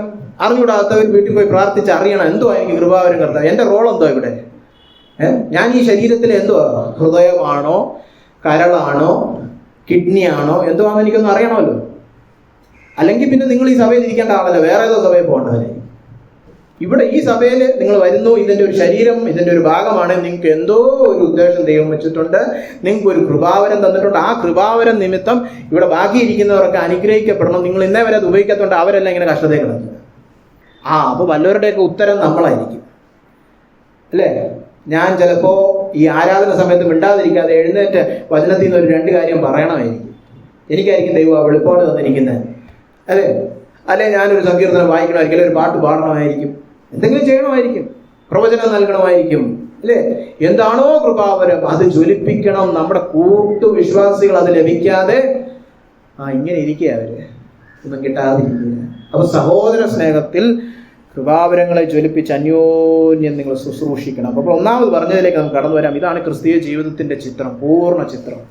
ദൈവവചനത്താൽ വീണ്ടും ജനിച്ച് ഇപ്പോഴുള്ള നാനാ പരിശോധനകളിൽ ദൈവത്താൽ ലഭിച്ചിരിക്കുന്ന ആത്മീയ സന്തോഷത്താൽ ആ ആത്മീയ രക്ഷയുടെ പൂർത്തീകരണത്തിനായിട്ട് നമ്മൾ കാത്തിരിക്കുന്നു. കർത്താവിന്റെ 2ാം വരവിൽ അത് കൃപ ലഭിക്കുമെന്നുള്ള പൂർണ്ണ ഉറപ്പിൽ നമ്മൾ മുന്നോട്ട് പോകുന്നു. വിളിച്ചിരിക്കുന്നവന്റെ വിശുദ്ധിയെ ഓർത്ത് ഭയബഹുമാനത്തോടെ, അല്ലെ, നമ്മൾ വിശുദ്ധീകരണത്തിൽ വളരുന്നു. ഈ സത്യം അനുസരിക്കുന്നവരും എൻ്റെ ഉള്ളത്തിലെ പഴയ ജഡത്തിന്റെ സ്വാർത്ഥതയിൽ നിന്നെല്ലാം എനിക്ക് സ്വാതന്ത്ര്യം ലഭിച്ച് ഞാൻ ശരിക്കും സഹോദര പ്രീതിയുള്ളവരുവനായി മാറുന്നു. അതു നിമിത്തം കൃപാവരങ്ങളെ ജ്വലിപ്പിച്ച് ഞാൻ എൻ്റെ സഭയെ സേവിക്കുന്നു, അല്ലെ? അതുകൊണ്ടാണ് അവസാനം പത്രോസ് പറഞ്ഞു നിർത്തുന്നത് 5-ാം അധ്യായം 12-ാം വാക്യം, നിങ്ങളെ പ്രബോധിപ്പിച്ചും നിങ്ങൾ ഈ നിൽക്കുന്നതും ദൈവത്തിന്റെ സത്യകൃപയിലാകുന്നു എന്ന് സാക്ഷീകരിച്ചുകൊണ്ട് ഞാൻ നിങ്ങൾക്ക് വിശ്വസ്ത സഹോദരനെന്ന് നിരൂപിക്കുന്ന സിൽവാനോസ് മുഖാന്തരം ചുരുക്കത്തിൽ എഴുതിയിരിക്കുന്നു. എന്തുവാ ഈ 1 പത്രോസ് ലേഖനത്തിന്റെ രത്നചുരുക്കത്തിൽ വിഷയം? ഇതാകുന്നു ദൈവത്തിന്റെ സത്യകൃപ. ശരിക്കും ദൈവത്തിന്റെ സത്യകൃപ ലഭിച്ച വിശ്വാസികളുടെ ജീവിതം ഈ ലേഖനത്തിൽ പറഞ്ഞ പോലെ ഇരിക്കും. വീണ്ടും ജനനം പ്രാപിച്ചു, പ്രത്യാശയിൽ ഉറ്റുനോക്കുന്നു, ഇടയ്ക്ക് എന്തുവാ? കഷ്ടത, പരിശോധന, അല്ലെ? അന്യായമായ ദുഃഖം, അല്ലെ? 2-ാം അധ്യായം 19-ാം വാക്യം നോക്കിയേ. ഒരുത്തൻ ദൈവത്തെക്കുറിച്ചുള്ള മനോബോധം നിമിത്തം അന്യായമായ കഷ്ടവും ദുഃഖവും സഹിച്ചാൽ അത് പ്രസാദമാകുന്നു. നമ്മൾ പലപ്പോഴും കടന്നു പോകുന്ന കഷ്ടത എന്താ? ന്യായമായ കഷ്ടത. ഞാൻ ചെയ്ത പാപത്തിനൊക്കെ ഉള്ള തിരിച്ചറിയും. അതുകൊണ്ടാണ് പല പ്രാവശ്യം പത്രോസ് പറയുന്നത്, നിങ്ങളാരും കൊലപാതകയായിട്ടൊന്നും അല്ലെങ്കിൽ കള്ളം പറഞ്ഞവനെ അത് അങ്ങനെയൊക്കെ അടിയുണ്ട്, അതൊന്നും ക്രിസ്തീയ കഷ്ടപ്പാടാണെന്നൊന്നും പറയരുതേ. ക്രിസ്ത്യാനിയായിട്ട് കഷ്ടം സഹിച്ചാൽ ദൈവത്തിന് പ്രസാദം. അതെന്തോ ക്രിസ്ത്യാനിയായിട്ടുള്ള കഷ്ടം? ക്രിസ്തു കഷ്ടം സഹിച്ച പോലെ. അതെന്തുവാ? ക്രൂശ്. അതെന്തുവാ? അന്യായമായ കഷ്ടം. നന്മ ചെയ്തിട്ട് തിരിച്ച് അടി കിട്ടി, നന്ദി കിട്ടിയില്ല. അതാണ് അന്യായമായ കഷ്ടം. ആ നാനാ പരിശോധനയിൽ പക്ഷെ നമുക്ക് ആരോടും ഒരു പരിഭവമില്ല. കാരണം എന്താ? സത്യം നമ്മളെ ഈ പറഞ്ഞ എല്ലാ ഈ സ്വാർത്ഥ താല്പര്യങ്ങളിൽ നിന്നും വിടുവിച്ചുകൊണ്ടിരിക്കുക. അതുകൊണ്ട് ആ കഷ്ടത്തിലൂടെ കടന്നു പോകാൻ കഴിയും. ഇതാകുന്നു നിങ്ങൾക്കായി കർത്താവ് നൽകിയിരിക്കുന്ന മാതൃക. പിന്നീടുള്ള വാക്യങ്ങൾ 2:20, 21 ഒക്കെ. ക്രിസ്തു നിങ്ങൾക്ക് വേണ്ടി കഷ്ടം അനുഭവിച്ച് നിങ്ങൾക്ക് അവന്റെ കാൽച്ചുവട് പിന്തുടരുവാൻ ഒരു മാതൃക വെച്ചിരിക്കുന്നു. കർത്താവ് കഷ്ടതയെ കൂടെ പോയപ്പോൾ തിരിച്ചെല്ലാരെയും പ്രായിക്കൊണ്ടാണ് പോയെ? ഇല്ല. അതുകൊണ്ടാണ് അവിടെ പറഞ്ഞത്, അവൻ കഷ്ടം സഹിച്ചപ്പോൾ അവന്റെ വാവൻ തുറന്നില്ല. അവന്റെ വായിൽ ആ രീതിയിലുള്ള ഒരു വാക്കും വന്നില്ല, അല്ലെ? ഇവിടെ നമ്മൾ പറഞ്ഞിരിക്കുന്ന അസൂയയും ചതിവും ഒന്നും നുണയും ഒന്നും അവന്റെ വായി വന്നില്ലെന്ന് തന്നെ പത്രോസ് പിന്നീട് പറയുന്നുണ്ട്. 3-ാമത്തെ അധ്യായം 10-ാം വാക്യത്തിലുണ്ട്, അവൻ ദോഷം വിട്ടകന്ന് ഗുണം ചെയ്യുകയും, അല്ലെ? തന്റെ നാവിനെ വ്യാജം പറയാതെ എന്നൊക്കെ പറഞ്ഞിട്ടുണ്ട്. അതെല്ലാം കർത്താവിനെ കുറിച്ച് പറഞ്ഞത്. കർത്താവ് കഷ്ടത്തെ കൂടെ കടന്നുപോയപ്പോൾ അതൊന്നും പറഞ്ഞില്ല. അവനെ പോലെ നാവിനെ കടിഞ്ഞാണിട്ട് സൂക്ഷിക്കുവാൻ കഴിയും. കാരണം സ്വാർത്ഥതയിൽ നിന്നുള്ള ഒരു നിർമ്മലീകരണം സത്യം അനുസരിക്കുകയാൽ നമുക്ക് ലഭിച്ചുകൊണ്ടിരിക്കുന്നത്. അപ്പൊ നമുക്ക് ശരിക്കും അവനെ പോലെ സ്നേഹിക്കാൻ പറ്റും കഷ്ടതയുടെ നടുവിൽ. ഇതാകുന്നു സത്യകൃപ, അല്ലെ? ഇപ്പൊ ഇന്ന് കൃപയെന്നും പറഞ്ഞാണ് ഓരോ തോന്നിവാസമൊക്കെ പ്രസംഗിക്കുന്നത്. പക്ഷെ ദൈവവചനത്തിലെ കൃപ ഇതാണ്. നാനാ പരിശോധനയിലൂടെ കടന്നു പോകുമ്പോഴും അന്യരെ സ്നേഹിക്കാൻ പറ്റും. ചിന്തിച്ചോ? അത് എപ്പോഴാ കൃപാവരങ്ങളൊക്കെ ജ്വലിപ്പിച്ച് അന്യോന്യം സേവിക്കേണ്ടേ? നമ്മൾ കഷ്ടത്തെ കൂടെ ഒക്കെ പോകുമ്പോഴാണ്. സാധാരണ ആളുകൾ അങ്ങനെ കഷ്ടത്തെ കൂടെ പോകുമ്പോൾ ഇനി ഒരു 10 മാസം സഭയിലേക്ക് ഇല്ലേ, ഭയങ്കര പ്രശ്നം ബ്രദറെ, വീട്ടില് കുറച്ചാൾ വരുന്നില്ല. അങ്ങനല്ല, കഷ്ടതയിലൂടെ പോകുമ്പോൾ ഉറ്റു സ്നേഹിക്കണം മറ്റുള്ളവരെ. അയ്യോ, കഷ്ടത്തെ കൂടെ പോകുമ്പോൾ എന്തൊന്ന് കൊടുക്കാൻ എങ്ങോട്ട് വല്ലതും തന്നാൽ മതിയായിരുന്നു. അങ്ങനല്ല, കഷ്ടത്തെ കൂടെ പോകുമ്പോൾ ഞാൻ കൊടുക്കും. അതാണ് ക്രിസ്തുവിന്റെ മാതൃക, അല്ലെ? അങ്ങനെ അന്യോന്യം നിങ്ങൾ ഹൃദയപൂർവം ആത്മാർത്ഥമായിട്ട് അന്യോന്യം ഉറ്റു സ്നേഹിപ്പീൻ. ഇതാകുന്നു ദൈവത്തിന്റെ വചനം. നമുക്ക് കണ്ണുകളടച്ച് പ്രാർത്ഥിക്കാം. ഞങ്ങളെ സ്നേഹിക്കുന്ന വലിയവനായ കർത്താവേ, നിന്റെ ദൈവവചനത്താൽ കർത്താവിന്റെ പുനരുദ്ധാന ശക്തി നിമിത്തം ഞങ്ങൾക്ക് നൽകിയിരിക്കുന്ന വീണ്ടും ജനനം എന്ന് പറയുന്ന ഈ വലിയ ദാനത്തിനായിട്ട് സ്തോത്രം. ഞങ്ങളെ പുതു സൃഷ്ടികളാക്കി നിന്റെ സ്വരൂപത്തിലേക്ക് കർത്താവെ നീ അനുരൂപപ്പെടുത്തുന്നതിൻ്റെ ആ വലിയ പദ്ധതിക്കായിട്ട് സ്തോത്രം. ഞങ്ങൾ കേട്ടതുപോലെ കർത്താവെ, നിന്റെ 2-ാം വരവിനായിട്ട് ഉറപ്പോടെ പ്രത്യാശയോടെ കാത്തിരിക്കുമ്പോൾ ഞങ്ങളുടെ ജീവിതത്തിൽ വിശുദ്ധിയും സ്നേഹവും ഒരുപോലെ വളരുവാൻ ഇടയാകണമെന്ന് പ്രാർത്ഥിക്കുന്നു. കർത്താവെ, ഈ സഭയെ നീ അതിനെ സഹായിക്കണമേ. പ്രത്യേകിച്ച് ഞങ്ങൾ ചിന്തിച്ചതുപോലെ ദൈവ സ്നേഹം നിമിത്തം സഹോദര പ്രീതിയിൽ വളരുവാൻ കർത്താവ് ഈ ചെറുകൂട്ടത്തെ നീ സഹായിക്കണമെന്ന് പ്രാർത്ഥിക്കുന്നു. അവരൊരു പ്രാദേശിക ഊടിവരവിനപ്പുറമായി ശരിക്കും ഒരു ശരീരമായി കർത്താവ് അന്യോന്യമുള്ള സ്നേഹത്തിൽ അവർ തികഞ്ഞവരായി മാറട്ടെ എന്ന് ഞാൻ പ്രാർത്ഥിക്കുന്നു. ഒരു ശരീരം പോലെ അന്യോന്യം കരുതുന്ന, ഭാരം ചുമക്കുന്ന, ശുശ്രൂഷിക്കുന്ന ഒരു വലിയ ശരീരമായി മാറട്ടെ എന്ന് ഞാൻ പ്രാർത്ഥിക്കുന്നു. നിന്റെ ഉദ്ദേശം അതാണല്ലോ കർത്താവേ. ഞങ്ങൾ വ്യക്തിപരമായി രക്ഷിക്കപ്പെടുന്നവരാണേലും ഒരുമിച്ചൊരു സഭയാകുവാൻ നീ ആഗ്രഹിക്കുന്നുണ്ട് കർത്താവേ. ആ പുതു സൃഷ്ടി വെളിപ്പെടുത്തുന്ന ഒരു പൊതു മനുഷ്യനാകുവാൻ, ഒരു ശരീരമാകുവാൻ നീ ആഗ്രഹിക്കുന്നല്ലോ. അതുതന്നെ ഈ സഭയിൽ, ഈ കൂടിവരവിൽ സംഭവിക്കട്ടെ എന്ന് ഞാൻ പ്രാർത്ഥിക്കുന്നു. ഇവിടെ കൃപാവരങ്ങളെ സകലരും ജ്വലിപ്പിച്ച് അന്യോന്യം ശുശ്രൂഷിക്കുവാനുള്ള തക്കവണ്ണം അവരുടെ ഉള്ളത്തിൽ സഹോദര സ്നേഹം വളർത്തണമേ. ആത്മാവിന്റെ അഭിഷേകം പകർന്നു കൊടുക്കണമേ എന്ന് പ്രാർത്ഥിക്കുന്നു. ആരോഗ്യമുള്ളൊരു സഭയായിട്ട് ഈ കൂട്ടത്തെ നീ വളർത്തണമേ എന്ന് പ്രാർത്ഥിക്കുന്നു. അതിന് നീ ഞങ്ങളെ സഹായിക്കണമേ എന്ന് പ്രാർത്ഥിക്കുന്നു. ഈ കൂട്ടത്തിൽ വീണ്ടും ജനനം പ്രാപിക്കാത്തവരുണ്ടെങ്കിൽ ദൈവമേ കർത്താവേ, വചനം ഇന്ന് അയച്ച് അവരുടെ ഉള്ളത്തിൽ ജീവൻ പകരണമേ എന്ന് ഞങ്ങൾ പ്രാർത്ഥിക്കുന്നു.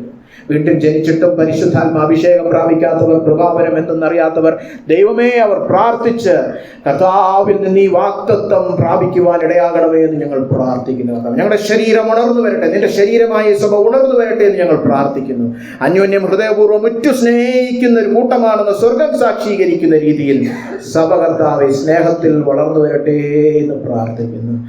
ദൈവവചനം എന്ന മായമില്ലാത്ത പാല് കാംക്ഷിക്കുവാനും കുടിക്കുവാനും അതിലൂടെ നിന്റെ സ്നേഹം ആസ്വദിപ്പാനും സകലരെയും നീ സഹായിക്കണമേ എന്ന് പ്രാർത്ഥിക്കുന്നു. ഈ വചന ശുശ്രൂഷ ഇത്രത്തോളം നീ സഹായിച്ചതിനായിട്ട് സ്തോത്രം. സകല മാനവും മഹത്വം അംഗീകരിക്കുന്നതിനെ കരയേറ്റുന്നു.